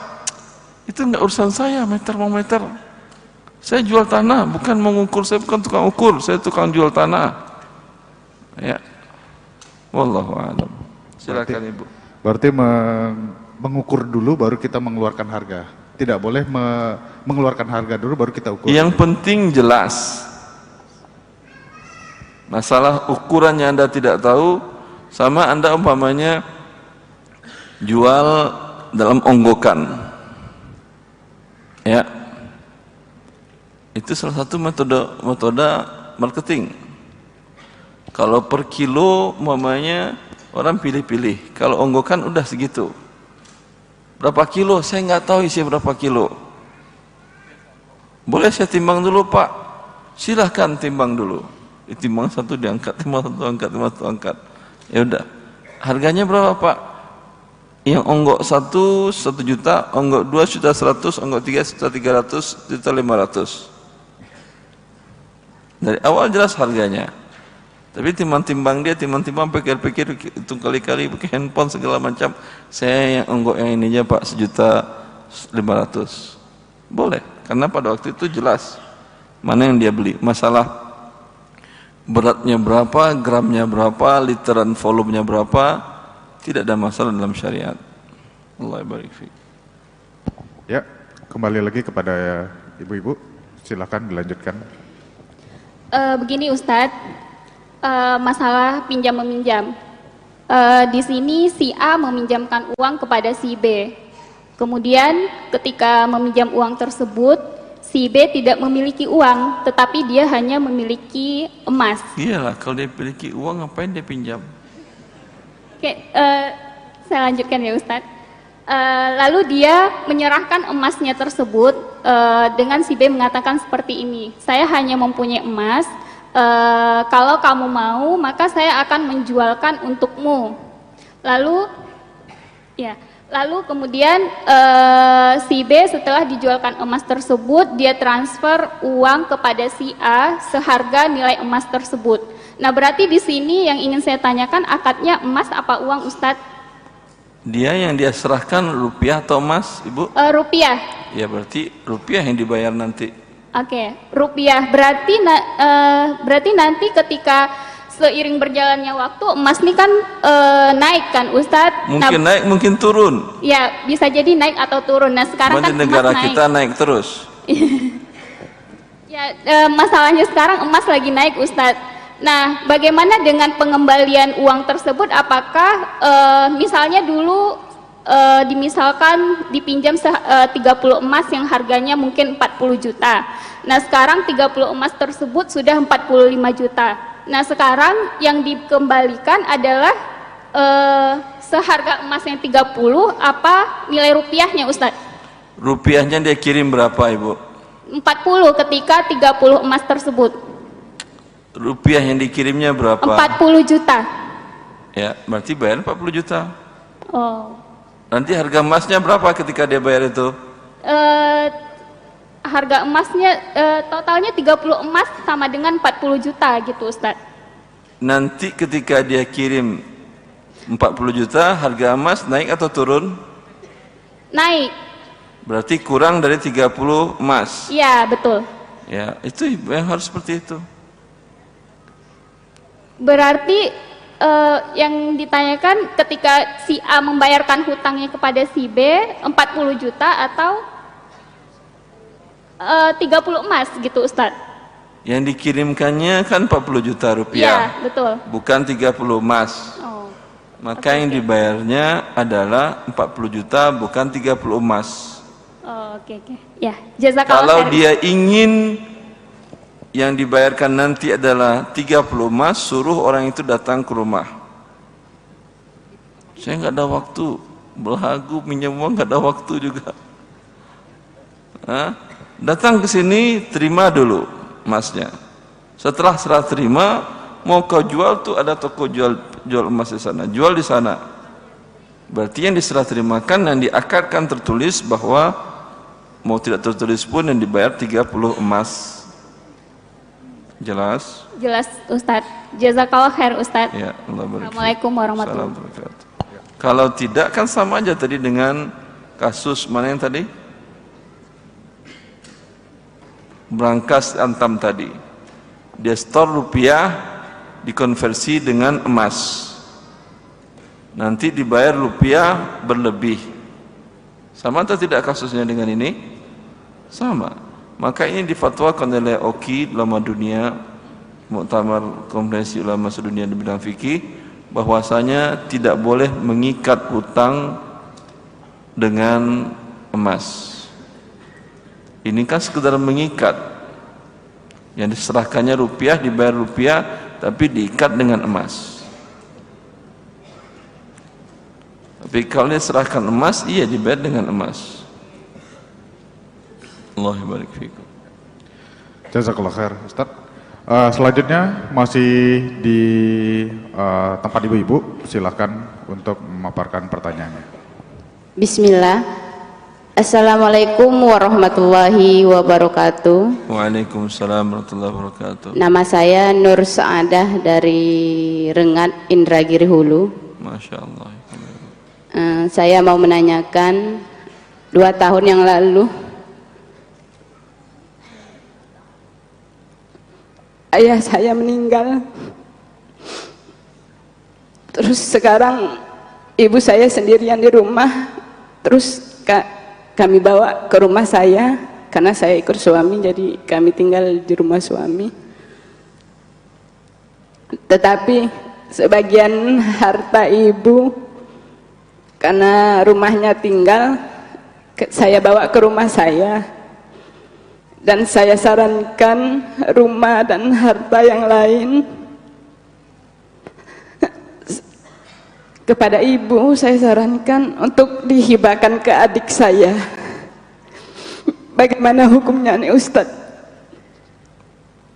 Iya, Anda memiliki ibu, kemudian Anda tinggal ke rumah suami Anda, ibunya, begitu kan ya? Kemudian Anda sarankan kepada ibu agar menghibahkan harta ibu ke adik-adik Anda, begitu? Iya Pak. Iya.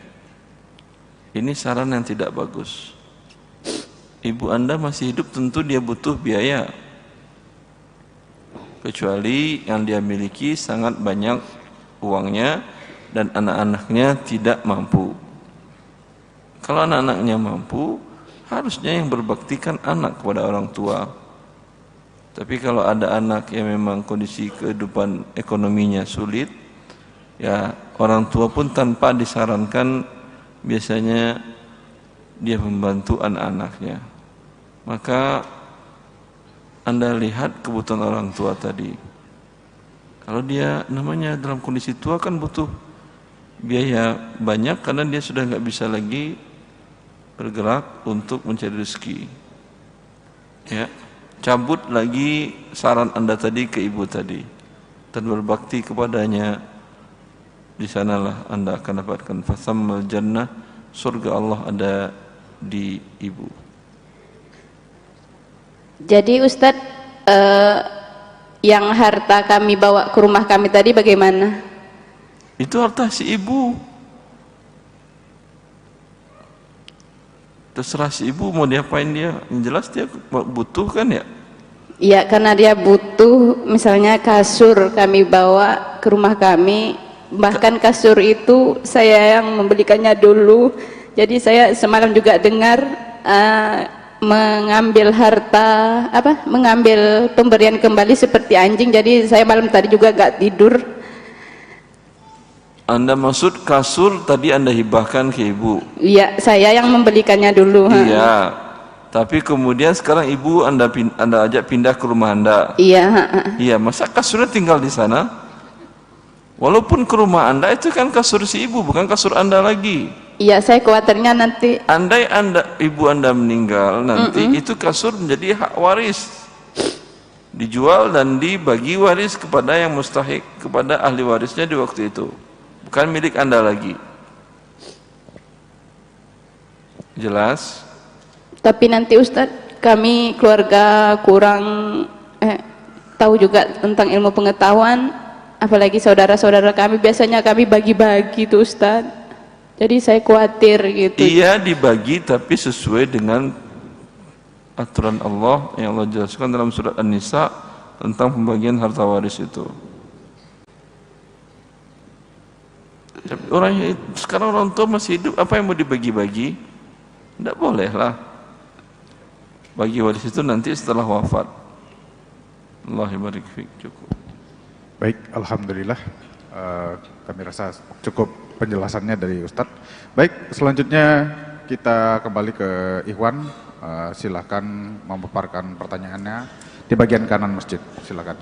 Bismillahirrahmanirrahim. Assalamualaikum warahmatullahi wabarakatuh. Assalamualaikum warahmatullahi wabarakatuh.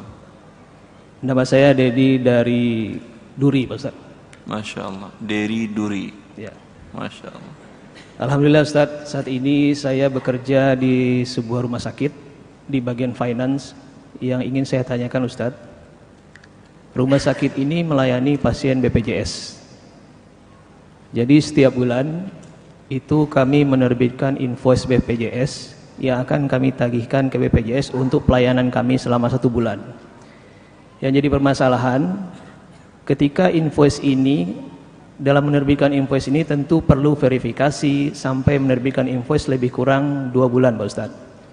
Artinya dalam 2 bulan itu modal kita tertanam sejumlah invoice yang akan kita tagihkan.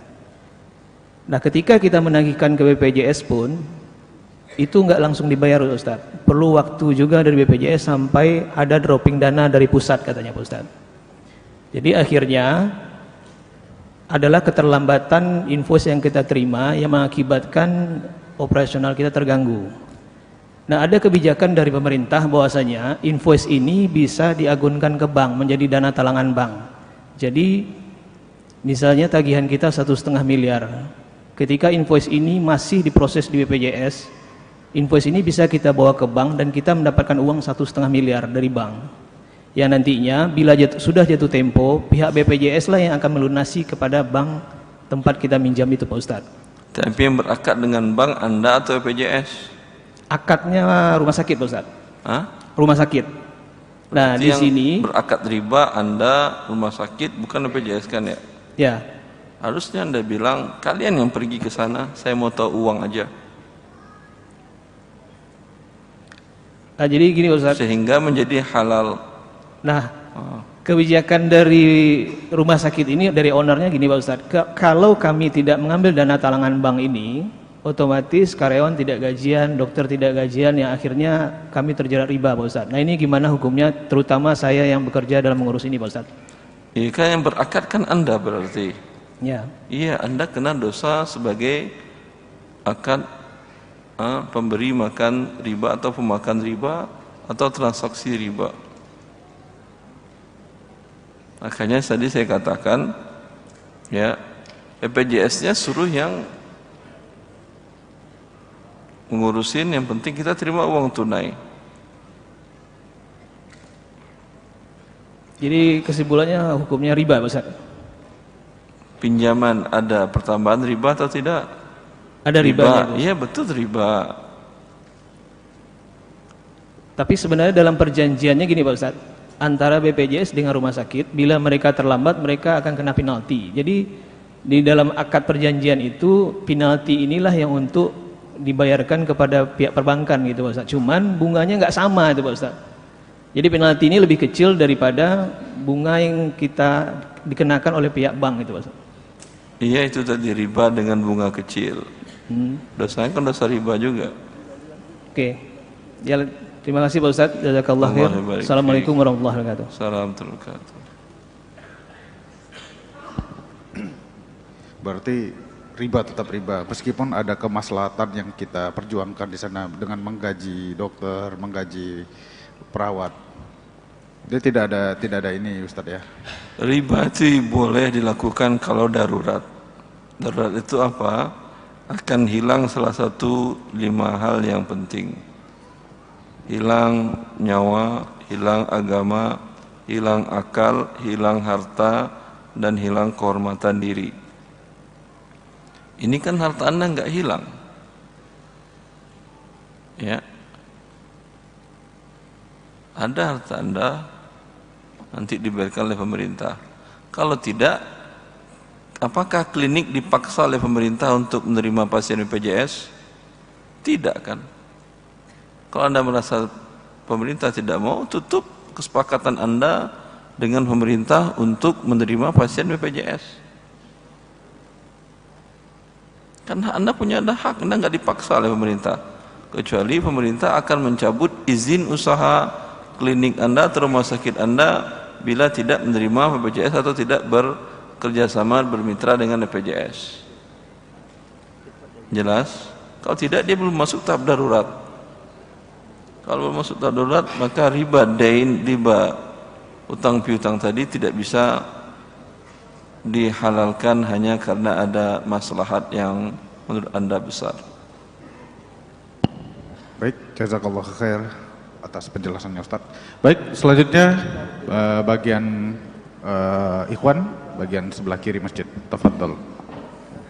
Bismillah, Assalamualaikum warahmatullahi wabarakatuh. Assalamualaikum warahmatullahi wabarakatuh. Baik, melanjutkan pertanyaan beberapa waktu yang lalu Ustaz, tentang pembatalan hakiki yang pernah saya tanyakan sama Ustaz. Berapa waktu yang lalu? Berapa bulan? Di bulan Februari dulu Ustaz, yang kita berkunjung ke rumah Ustaz di kota wisata dengan Pak Ade. Lupa saya tadi. Apa kasusnya? Teruskan aja. Ya, jadi kan kita di sini bekerja di perusahaan konsultan syariah Ustaz. Jadi kita ada 4 posisi. Ada konsultan syariah berarti ada pakar syariahnya. Maksudnya bekerja sama dengan lembaga keuangan syariah untuk mengubah akad di lembaga keuangan syariah ini menjadi syariah, Ustaz. Wallahu alam, ya berarti Anda siap bertanggung jawab bila akadnya tidak sesuai syariah di hadapan Allah, Anda sudah tanda tangan bahwa ini sesuai syariah. Iya. Yang ingin saya tanyakan itu tentang pembatalan hakiki itu, yang Ustadz jawab kemarin kan pembatalannya harus hakiki. Nah, bisa nggak misalnya kita ada konsumen, di sini kan ada konsumen, ada supplier, ada lembaga keuangan syariah dan ada perusahaan ini. Nah, ketika konsumen sudah bertransaksi dengan supplier, misalnya booking ataupun DP Ustadz, sudah terlanjur gitu kan, baru datang ke kita. Apakah ini langsung kita batalkan saat itu ketika dia datang ke kita, ataukah pembatalannya nanti ketika kita mau berakad gitu Ustaz? Misalnya permohonannya sudah disetujui baru nanti kita batalkan gitu Ustaz. Berarti dia berakad dengan Anda sebelum dibatalkan? Iyalah. Dia sudah berakad dengan supplier. Iya, dia membatalkannya nanti setelah berakad dengan Anda kan ya? Membatalkannya belum, sebelum berakad. Pembatalannya nanti misalnya dia kita di sini memproses datanya dulu. Misalnya dia terverifikasi layak untuk kita berikan gitu kan, layak untuk kita berikan kredit. Sebelum akad, baru nanti kita batalkan akad dia yang pertama dengan supplier gitu, Ustaz. Apakah pembatalannya itu sebelum akad ataukah ketika dia datang ke kita langsung kita batalkan dulu baru kita proses, Ustaz? Yang batalkan bukan Anda ya, nasabahnya yang Iya, batalkan. maksudnya gitu. Kita sarankan nasabah untuk membatalkan gitu, Ustaz. Ya, terserah mana aja, yang penting sebelum berakad dia harus membatalkan dulu. Oh, berarti boleh saya. Dan apakah dengan booking ini sudah terjadi akad atau belum, Ustaz? Booking atau DP itu gimana? DP itu apa? Kalau DP dia mengurangi harga, kalau booking dia tidak mengurangi harga, Ustaz. Nanti kalau itu tidak mengurangi harga dalam pembukuan, tapi dalam hakikatnya tidak mengurangi harga atau tidak?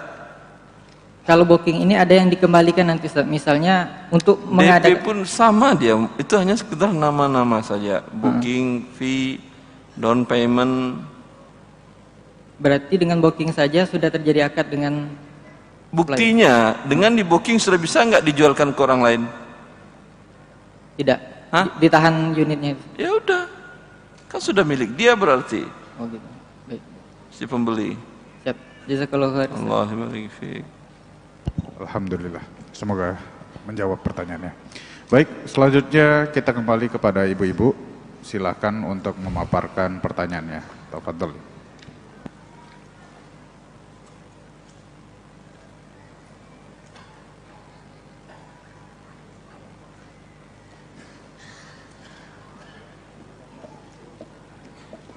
Assalamualaikum warahmatullahi wabarakatuh. Assalamualaikum warahmatullahi wabarakatuh. Saya di sini mau bertanya mengenai musik karena semalam belum sempat bertanya, Ustadz. Silakan. Jadi saya mau bertanya bagaimana hukumnya zaman sekarang kan banyak yang mengganti musik itu dengan big box gitu kan? Dengan apa? Big box yang Apa itu? Apa Ibu? Big box itu kayak melantunkan dari mulutnya gitu, musik dari mulutnya. Yang keluar dari mulutnya suara apa? Suara ya kayak musik, kayak musik gitu, Ustaz. Yang keluar suara dari musik dengan suara mulutnya sama atau tidak? Sama, cuman kayak irama jadinya, kayak dia nggak berlantun, cuman dia berirama gitu. Alat musik itu kan alat barang tang dipukul, keluar suara kan ya. Lalu Anda ngomong tang dengan mulut suara Anda, dengan mulut Anda. Yang keluar sama suaranya sama atau tidak? Hah, Ibu? Hampir sama. Cuman dia kadang kan sekarang ada sebagian Dalam syariat tidak pernah membedakan dua hal yang sama hukumnya pasti satu. Dan dua hal yang berbeda pasti hukumnya dua. Bila yang musik hukumnya jelas haram, ya, apakah gitar diharamkan karena gitarnya atau karena suaranya yang keluar? suaranya. Suaranya yang keluar. Paham? Apakah organ diharamkan, seruling diharamkan karena kan terbuat dari bambu? Bambu bisa penggunaannya banyak kegunaannya. Bisa bikin lamang, bikin apa lagi? Bikin layang-layang, ya, bisa. Rebung itu bukan bambu itu nggak ada alat musiknya keluar. Bisa bikin seruling, ini tidak ada, ya. Yang keluar darinya adalah suara. Bila keluar dari suara mulut orang, ya, yang keluarnya sama. Wallahu a'lam. Mungkin beatbox ini hampir sama seperti akapela, Ustaz. Jadi dia hanya mengeluarkan mulut tapi tidak ada memakai alat musik gitu, Ustaz. Iya, yang keluar kan sama. Maka hukumnya sama, wallahu a'lam. Baik, alhamdulillah. Selanjutnya kami persilakan, masih di ibu-ibu, kami persilakan untuk memaparkan. Ya, jazakallah khairan. Allah Assalamualaikum warahmatullahi wabarakatuh. Assalamualaikum warahmatullahi wabarakatuh. Assalamualaikum Ustadz. Assalamualaikum warahmatullahi wabarakatuh. Ini Ustadz, Ana seorang tukang jahit Ustadz, dan bekerja di sebuah wedding yang belum masih umum gitu. Tukang jahit bekerja di sebuah wedding. Ya, yang insya Allah yang Ana jahit sekarang insya Allah yang syar'i, longgar dan berhijab. Masya Allah. Dan pemilik usaha mengadakan show atau pameran di mall Ustadz. Masya Allah. Bagaimana Ustadz? Apakah itu bermuamalah dalam kerjasama tersebut? Dan bagaimana dengan ongkos jahit yang saya terima Ustadz? Yang Anda jahit pakai menutup aurat, iya kan? Ya, untuk yang show itu Ustadz. Gimana Bu? Bisa diperjelas? Yang saya jahit pakaian muslim syar'i berhijab untuk diperagakan di show untuk di mall, di dalam mall. Show di dalam mall. Bila yang Anda buat adalah yang menutup aurat, hukum asalnya boleh, nggak ada masalah. Yang salah yang tukang show-nya. Jadi bagaimana Ustadz dengan Ana sebagai tukang jahitnya? Boleh, insyaallah. Apakah berdosa atau tidak Ustadz? Jadi kerjasamanya. Ibu kalau mau keluar juga boleh, carilah mamanya. Kenapa juga harus kerja di wedding? Buat sendiri, perusahaan sendiri. Siapa yang mau jahit ke saya jahitkan. Udah. Kalau Ana masih tetap di situ dan terus melanjutkan kerjasamanya, bagaimana Ustadz? Termasuk kerjasama weddingnya juga. Boleh. Alhamdulillah. Alhamdulillah. Jadi bisa saya lanjutkan ya Ustadz kerjaan saya? Silakan moderator jawab. Alhamdulillah. Terima kasih Ustadz. Assalamualaikum warahmatullahi wabarakatuh. Baik, alhamdulillah telah dijawab oleh Ustadz. Kembali lagi untuk selanjutnya kami persilahkan untuk ikhwan bagian kanan masjid. Tafadhol. Assalamualaikum Ustadz. Assalamualaikum warahmatullahi wabarakatuh. Semoga Allah merahmati Ustadz dan kita semua. Allahumma amin. Pertanyaan saya tentang jual beli kredit. Iya. Begini Ustadz, misalnya contohnya seseorang butuh sepeda motor. Seorang butuh sepeda motor. Sepeda motor. Dia nggak cukup punya dana. Dia nggak punya uang. Nah, jadi kalau dia punya dana, ada uang muka, kita negosiasi harganya nanti dinaikkan 40% karena dia bayar kredit sama kita.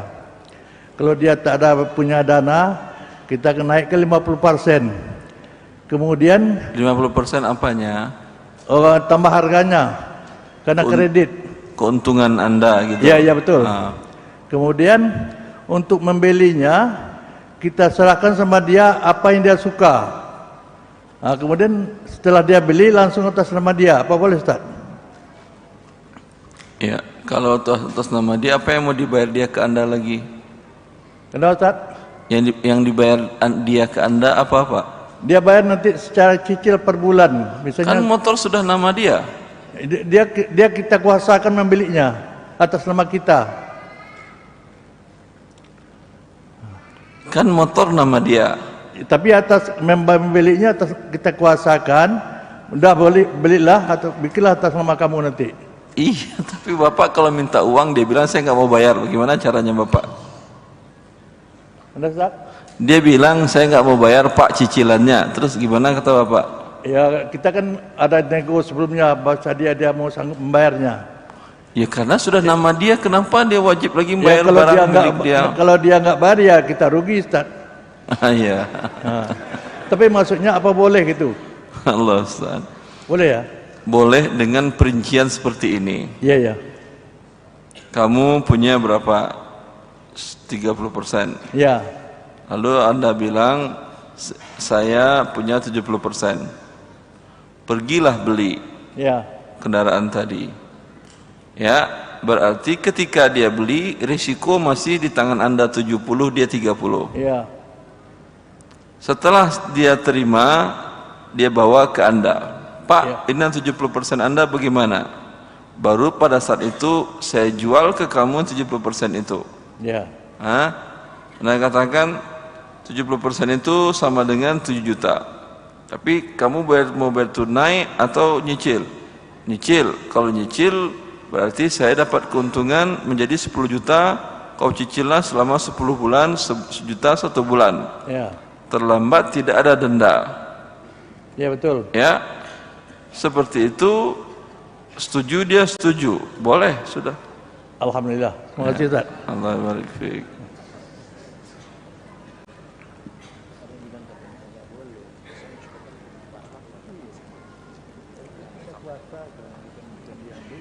Jadi sisi saat saya pinjam berapa?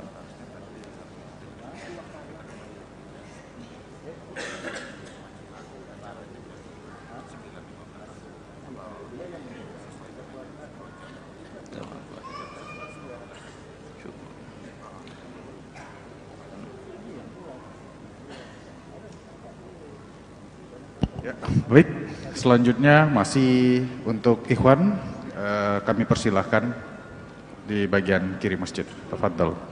Assalamualaikum warahmatullahi wabarakatuh. Assalamualaikum warahmatullahi wabarakatuh. Ada pertanyaan berkaitan dengan kerjasama nih, Ustaz, antara usaha kuliner dengan penyedia layanan jasa online, Ustaz. Namun dalam kerjasama tersebut dari pihak, kalau kita beli di outlet, taruhlah saya kasih harga umpamanya 10.000, kemudian Dekatkan mulutnya ke mic biar jelas. ya, kalau beli di outlet langsung harganya 10.000, kemudian kalau kita beli di layanan jasa tersebut harganya menjadi 15.000. Itu termasuk dua harga enggak, Ustaz? Anda statusnya nggak paham saya. Anda yang mananya? Yang punya outlet? Iya. Enggak, ini karena umpamanya saya sebagai pengusaha kuliner. Anda punya kuliner. Usaha kuliner. Saya bekerja sama dengan pihak layanan jasa, pilihan jasa online, yang di sana perjanjian kita berbeda, harga di online tersebut berbeda dengan harga di outlet, karena mereka juga minta fee untuk layanan mereka gitu, Ustaz. Kalau umpamanya orang datang ke toko Anda dalam biasa belanja 10.000, Iya, gitu. betul. Kalau orang ini Anda jual ke dia 15.000. Iya, melalui jasa tersebut. Anda jual ke orang yang mitra ini berapa? Dipotong 20% gitu, Ustaz. Berarti 8.000 Anda jual ke dia. Iya, kurang lebih. Mau Anda? Ya, tentunya rugi. Saya ngambil di bagian keuntungan saya dipromosikan aja, Ustaz. Anda mau? Mau, Ustaz. Ya udah. Ketika dia beli ke Anda jual 8.000. Ya. Ya udah selesai. Apa salahnya? Jadi bukan dua harga itu, Ustaz, ya. Tadi dia nawar ke Anda. Kata dia, Anda jual berapa? Kalau orang 10.000, saya mau beli 8.000, mau nggak? Ikhlas nggak? Ikhlas, redho, demi Allah, demi Allah. Selesai sudah. Jadi nggak ada masalah, Ustaz, ya. Coba masalahnya di mana? Gini, katanya jual beli nggak boleh dua harga, karena dalam satu. Ini kan bukan dua harga. Anda jual ke dia berapa harganya? 8.000. 8.000 jadi. Dua apa satu harga? Ya, satu harga. Alhamdulillah, kalau satu berarti udah bangun Anda sekarang. Saya masih ragu, masih tiduran, tonton udah bangun. Karena ada yang bilang itu termasuk dua harga, nggak boleh katanya. Karena mana yang bilang ke dia, ada yang bilang itu, tolong tunjukkan ke saya mana harga dua harga. Dia belanja ke saya, dia tawar 8.000, saya jual ke dia 8.000. Mana dua harga? Coba. Mungkin dalam satu produk, Ustadz, misalkan produk A, dia menjual untuk punya outlet lain lagi. Mungkin sedikit memperjelas sedikit, Ustadz. Ada produk misalkan mie ayam. Mie ayam saya jualkan ke si A seharga 10.000. terus saya menjualkan si B dengan harga 8.000. Dalam satu mie ayam itu. Datang si C Anda kasih gratis. 3 berarti kan? Datang karena D adik Anda dan dia punya uang banyak, Anda jual ke dia 30.000. Adik tahu bahwa Anda biasa jual 10.000, berarti 4 harga kan ya? Boleh apa tidak? Asal semuanya redho boleh.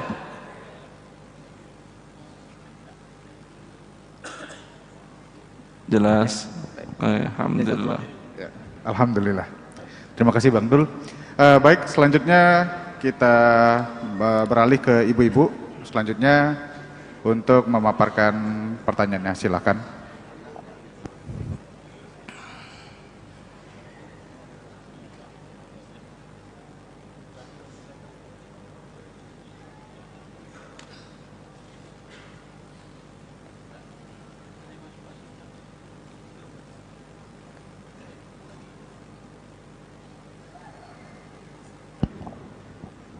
Mohon maaf ibu-ibu, apakah masih ada pertanyaan? Kalau tidak ada pertanyaan, kami pindahkan ke Ikhwan.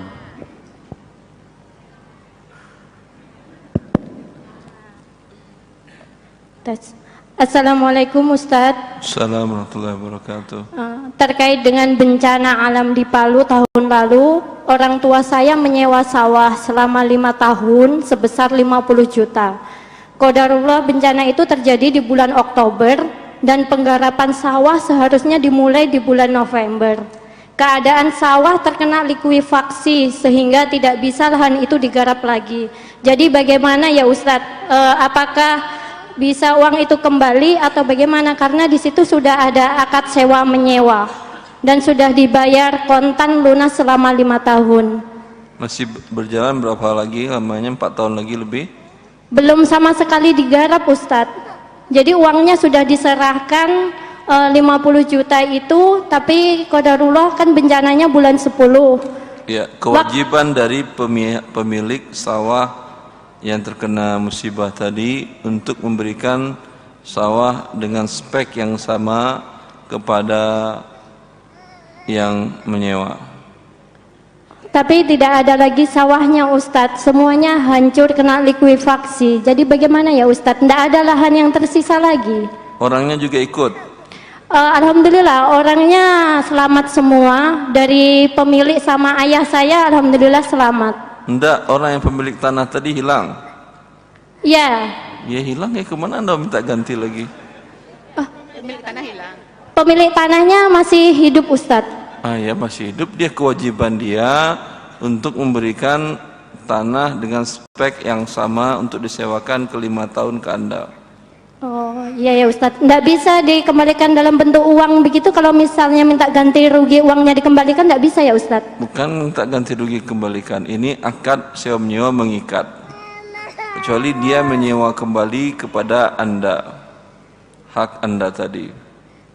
Oh iya ya Ustadz. Jazakallahu khair. Allah barik fiik. Iya. Baik, selanjutnya masih untuk ibu-ibu, kami persilahkan pertanyaan. Assalamualaikum warahmatullahi wabarakatuh. Assalamualaikum warahmatullahi wabarakatuh. Pertanyaan saya Ustadz, begini Ustadz, saya mendengar bahwa produk HPAI itu produk yang tidak gimana ya? Produknya apa? Produk HPAI Ustadz. Nah saya mendengar bahwa sistem jual beli di HPAI itu tidak dibenarkan karena ada unsur ribanya gitu. Nah saya sendiri bukan agennya, bukan member, tapi saya memakai produknya. Apakah itu termasuk saya tolong menolong dalam riba gitu? Wallahu ta'ala alam. Barang yang biasanya digunakan dengan marketing, dengan sistem pemasaran multi level marketing, itu biasanya harga jualnya, ecerannya itu jauh lebih tinggi daripada harga pesaing lainnya. Kenapa? Karena tujuannya ingin mendapatkan uang untuk membayar bonus-bonus yang dijanjikannya, yaitu jauh lebih tinggi daripada laba yang mereka dapatkan. Itu hasil penelitian saya terhadap beberapa produk dari multi level marketing tersebut. Coba Anda bandingkan hasil produk mereka dengan produk yang lain. Jauh tingginya. Kenapa tingginya? Apakah biaya produksi? Bukan. Untuk bisa menutupi bonus yang telah dia janjikan kepada para member-member, para peserta-peserta produk tersebut. Orang mengatakan cocok. Cocok sugesti Anda, minum air putih juga cocok. Kenapa juga harus mahal? Air putih kan gratis dikasih Allah dari langit. Ya. Oh, jadi tidak dibenarkan membeli produknya ya Ustaz? Ya tidak, karena Anda dianggap bodoh. Karena membeli barang jauh lebih mahal daripada harga sebenarnya. Dan karena itulah umumnya produk MLM itu mereka bermain di antara yang jelas. Kalau mereka nyatakan produknya adalah barang biasa, air mineral biasa, atau madu herbal biasa seperti yang lainnya, dia tidak akan bisa mengambil dengan harga yang tinggi. Kalau mereka nyatakan mereka adalah produknya obat, mereka tidak akan dengan demikian. Kalau obat mau dijual tinggi pun tidak ada masalah. Akan tetapi kalau obat tentu ada sertifikasi dari kementerian terkait, umpamanya dari kementerian kesehatan dan lain-lain. Seperti ada salah satu air dari Jepang, mereka mengagungkan, mengumandangkan bahwa itu adalah air kesehatan sama dengan Zam-Zam dan lain-lain, tapi kemudian dinyatakan oleh Dinas Kesehatan, Kementerian Kesehatan bahwa ini bukan air kesehatan. Ya, sebentar dulu.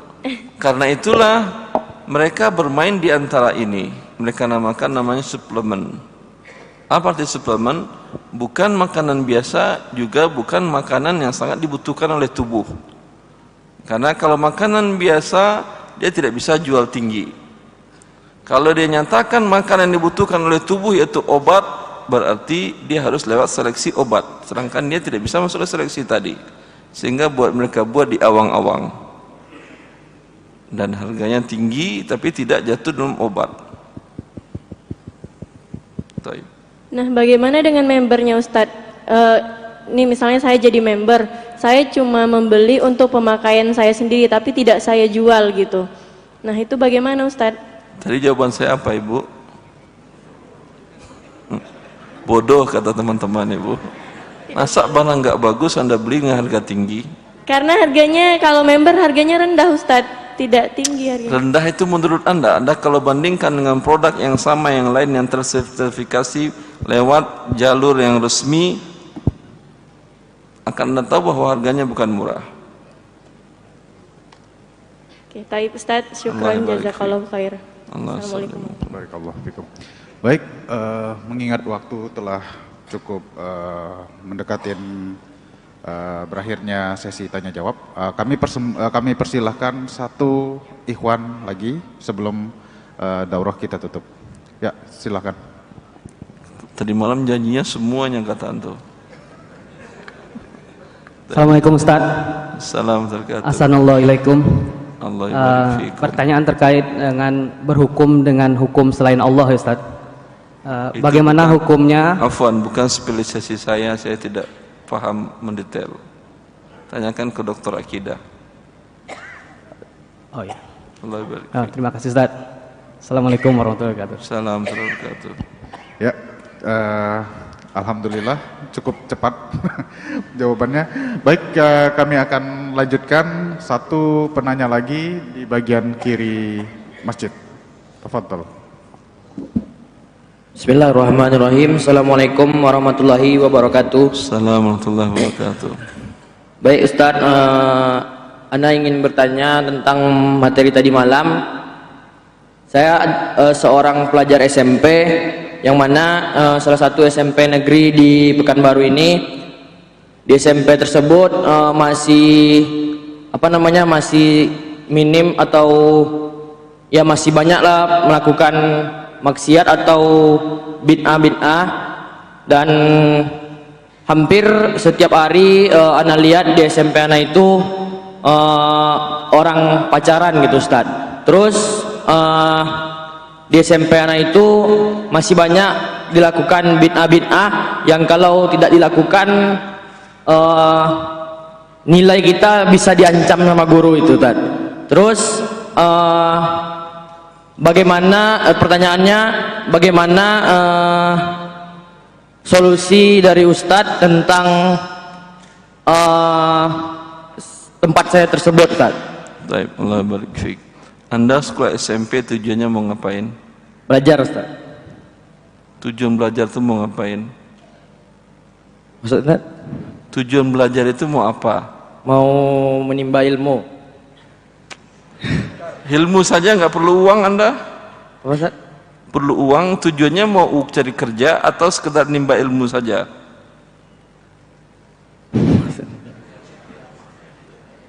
Belum paham SMP kali ya? Iya Ustaz, nanti ya. SMA Anda ya, kan ya? Iya. SMA kuliah. Ya. Kuliah mau ngapain setelah kuliah? Kerja kan ya? Cari kerja kan cari uang. Ya. Cari uang harus belajar atau tidak? Belajar. Orang yang terkaya di dunia dia tidak lulus S1, DO. Iya. DO dia. Jadi solusinya Ustaz untuk solusinya DO untuk biar jadi kaya.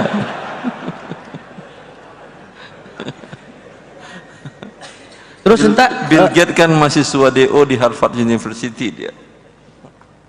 Walhasil maksud saya adalah kesalahan kita orang tua dalam memilihkan sekolah untuk anak. Kan dia orang tuanya juga udah ngajuin untuk sekolah agama gitu Ustaz. Tapi kesalahan anak kalau begitu.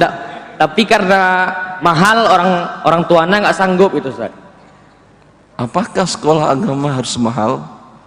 Yang Anda temui seperti itu Ustaz. Cari temui yang murah. Ada yang gratis kan di sini kan ya? Ada kan ya? Ada tetangga kalau nggak salah gratis saya minta. Ya Ustaz. Allahu alam. Saya alhamdulillah 1 S2 S3 gratis. Alhamdulillah. Jelas? Jelas. Terus satu lagi Ustaz, besok ana ujian, tolong doakan nilai Anda tinggi Ustaz. Tidak. Saya nggak mau dengarkan antum tinggi. Jelas? Ya Ustaz. Allah barik fiik. Terima kasih Ustaz. Assalamualaikum warahmatullahi wabarakatuh. Masya Allah, yang jelas semangat anak SMP, Allah barik fiik, diberkahi Allah Anda menjadi anak yang soleh, yang mengerti syariat Allah dan mengembangkan ajaran agama Allah.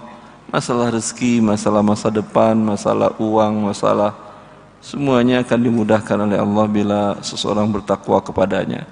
Nilai tinggi bukanlah tujuan kita belajar, karena kebanyakan orang kalau nilai tinggi belajar, dia akan melakukan apapun pertindakan terkadang melentang syariat Allah untuk dapatkan nilai tinggi. Saya pernah dulu masih ingat di pesantren di kota ini, sekolah saya, teman saya ada yang ketika ujian Quran itu ditaruhnya di saku bagian belakang, disobeknya terus bagian belakang, ya, karena tujuannya nilai tinggi.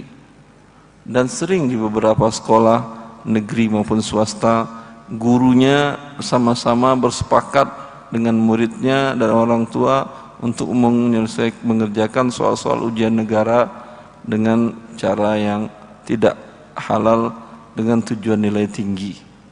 Kita muslim bukan hidup dengan nilai tinggi, dan sebagai manusia pun tidak butuh nilai tinggi. Saya katakan keadaan orang yang terkaya di dunia itu DO, tidak ada nilai tinggi.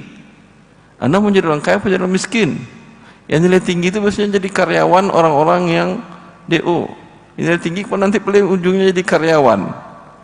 Yang punya karyawan, punya perusahaan tadi, orang yang tidak pakai nilai tinggi dalam ujiannya tadi. Ini yang perlu dipahami dalam belajar ilmu dunia ini. Ya. Tapi kalau Anda memiliki kecerdasan yang diberikan oleh Allah di atas rata-rata, gunakan untuk syariat Allah jauh lebih baik daripada untuk mencari ilmu dunia ini. Allah barik fiik. Alhamdulillah. Saya pun tidak pernah memberikan saran kepada anak-anak saya. Sering saya kalau mereka mau ujian saya telepon, mereka menyelesaikan Baba. Baba tidak ingin kalian bohong dalam ujian. Yang bisa kalian jawab, yang tidak tinggalkan. Tidak pernah Baba tuntut kalian harus juara 1, harus nilai tertinggi, tidak. Tetapi Baba tuntut kalian untuk tidak berbohong hanya sekedar masalah angka. Manusia tidak pernah hidup dan rezekinya seluruhnya diberikan oleh Allah dengan angka. Semuanya dengan rahmat Allah dan dengan ketakwaan Anda kepada Allah. Allah mengatakan dalam Al-Quran, "Wa may yattaqillaha yaj'al lahu makhraja wa yarzuqhu min haitsu la yahtasib." Siapa yang bertakwa kepada Allah, Allah berikan dia solusi dan daripada kesulitannya, dan Allah berikan dia rezeki daripada jalan tidak diduga-duga. Takwa bukan kata Allah siapa yang nilai tinggi dalam ujian. Ya. Alhamdulillah, nasihat yang cukup cantik dan bagus sekali untuk ananda kita. Mungkin dapat juga dimanfaatkan kepada ananda-ananda kita yang sedang menimba ilmu saat ini. Baik, alhamdulillah kita telah selesai dalam sesi tanya jawab. Untuk jamaah yang belum mendapatkan kesempatan untuk bertanya kepada Ustadz, insya Allah di lain waktu akan mendapatkan kesempatan untuk bisa bertanya. Baik, Ustadz ada sedikit nasihat untuk kita atau?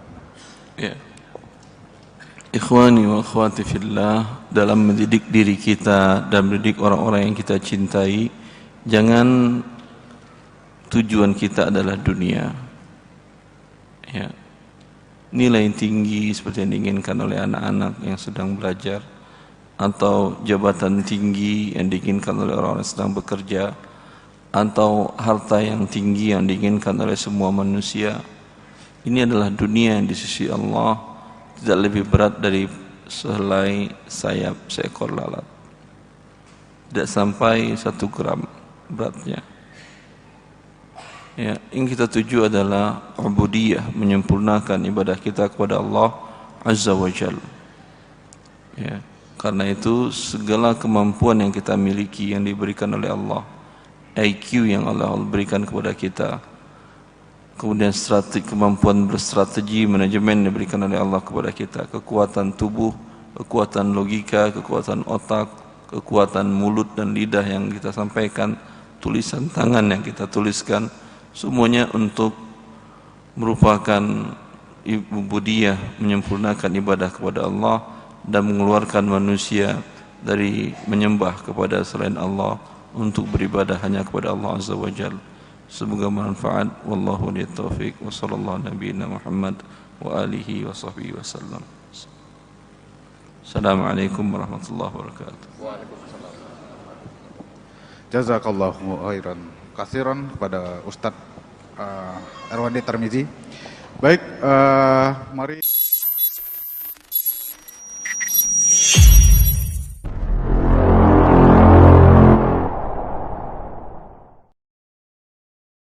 Assalamualaikum warahmatullahi wabarakatuh. Alhamdulillah telah tersedia RBT Ustadz Maududi Abdullah Hafizahullah. Allah hanya undur saudaraku. Allah hanya undur maksiat Anda. Untuk mengaktifkan RBT ini, caranya mudah. Bagi pengguna Telkomsel, ketik Maududi 07, kirim ke 1212 untuk RBT azab yang diundur. Dan ketik Maududi 08, kirim ke 1212 untuk RBT berhentilah dari riba. Bagi pengguna Excel, ketik Maududi 07, kirim ke 1818 untuk RBT azab yang diundur. Dan ketik Maududi 08, kirim ke 1818 untuk RBT berhentilah dari riba. Dan bagi pengguna Indosat, ketik MG spasi Maududi 07, kirim ke 808 untuk RBT azab yang diundur. Dan ketik MG spasi Maududi 08, kirim ke 808 untuk RBT berhentilah dari riba. Dengan mengaktifkan RBT ini, Anda telah turut serta membantu operasional dakwah Asyil TV. Jazakumullah khairan.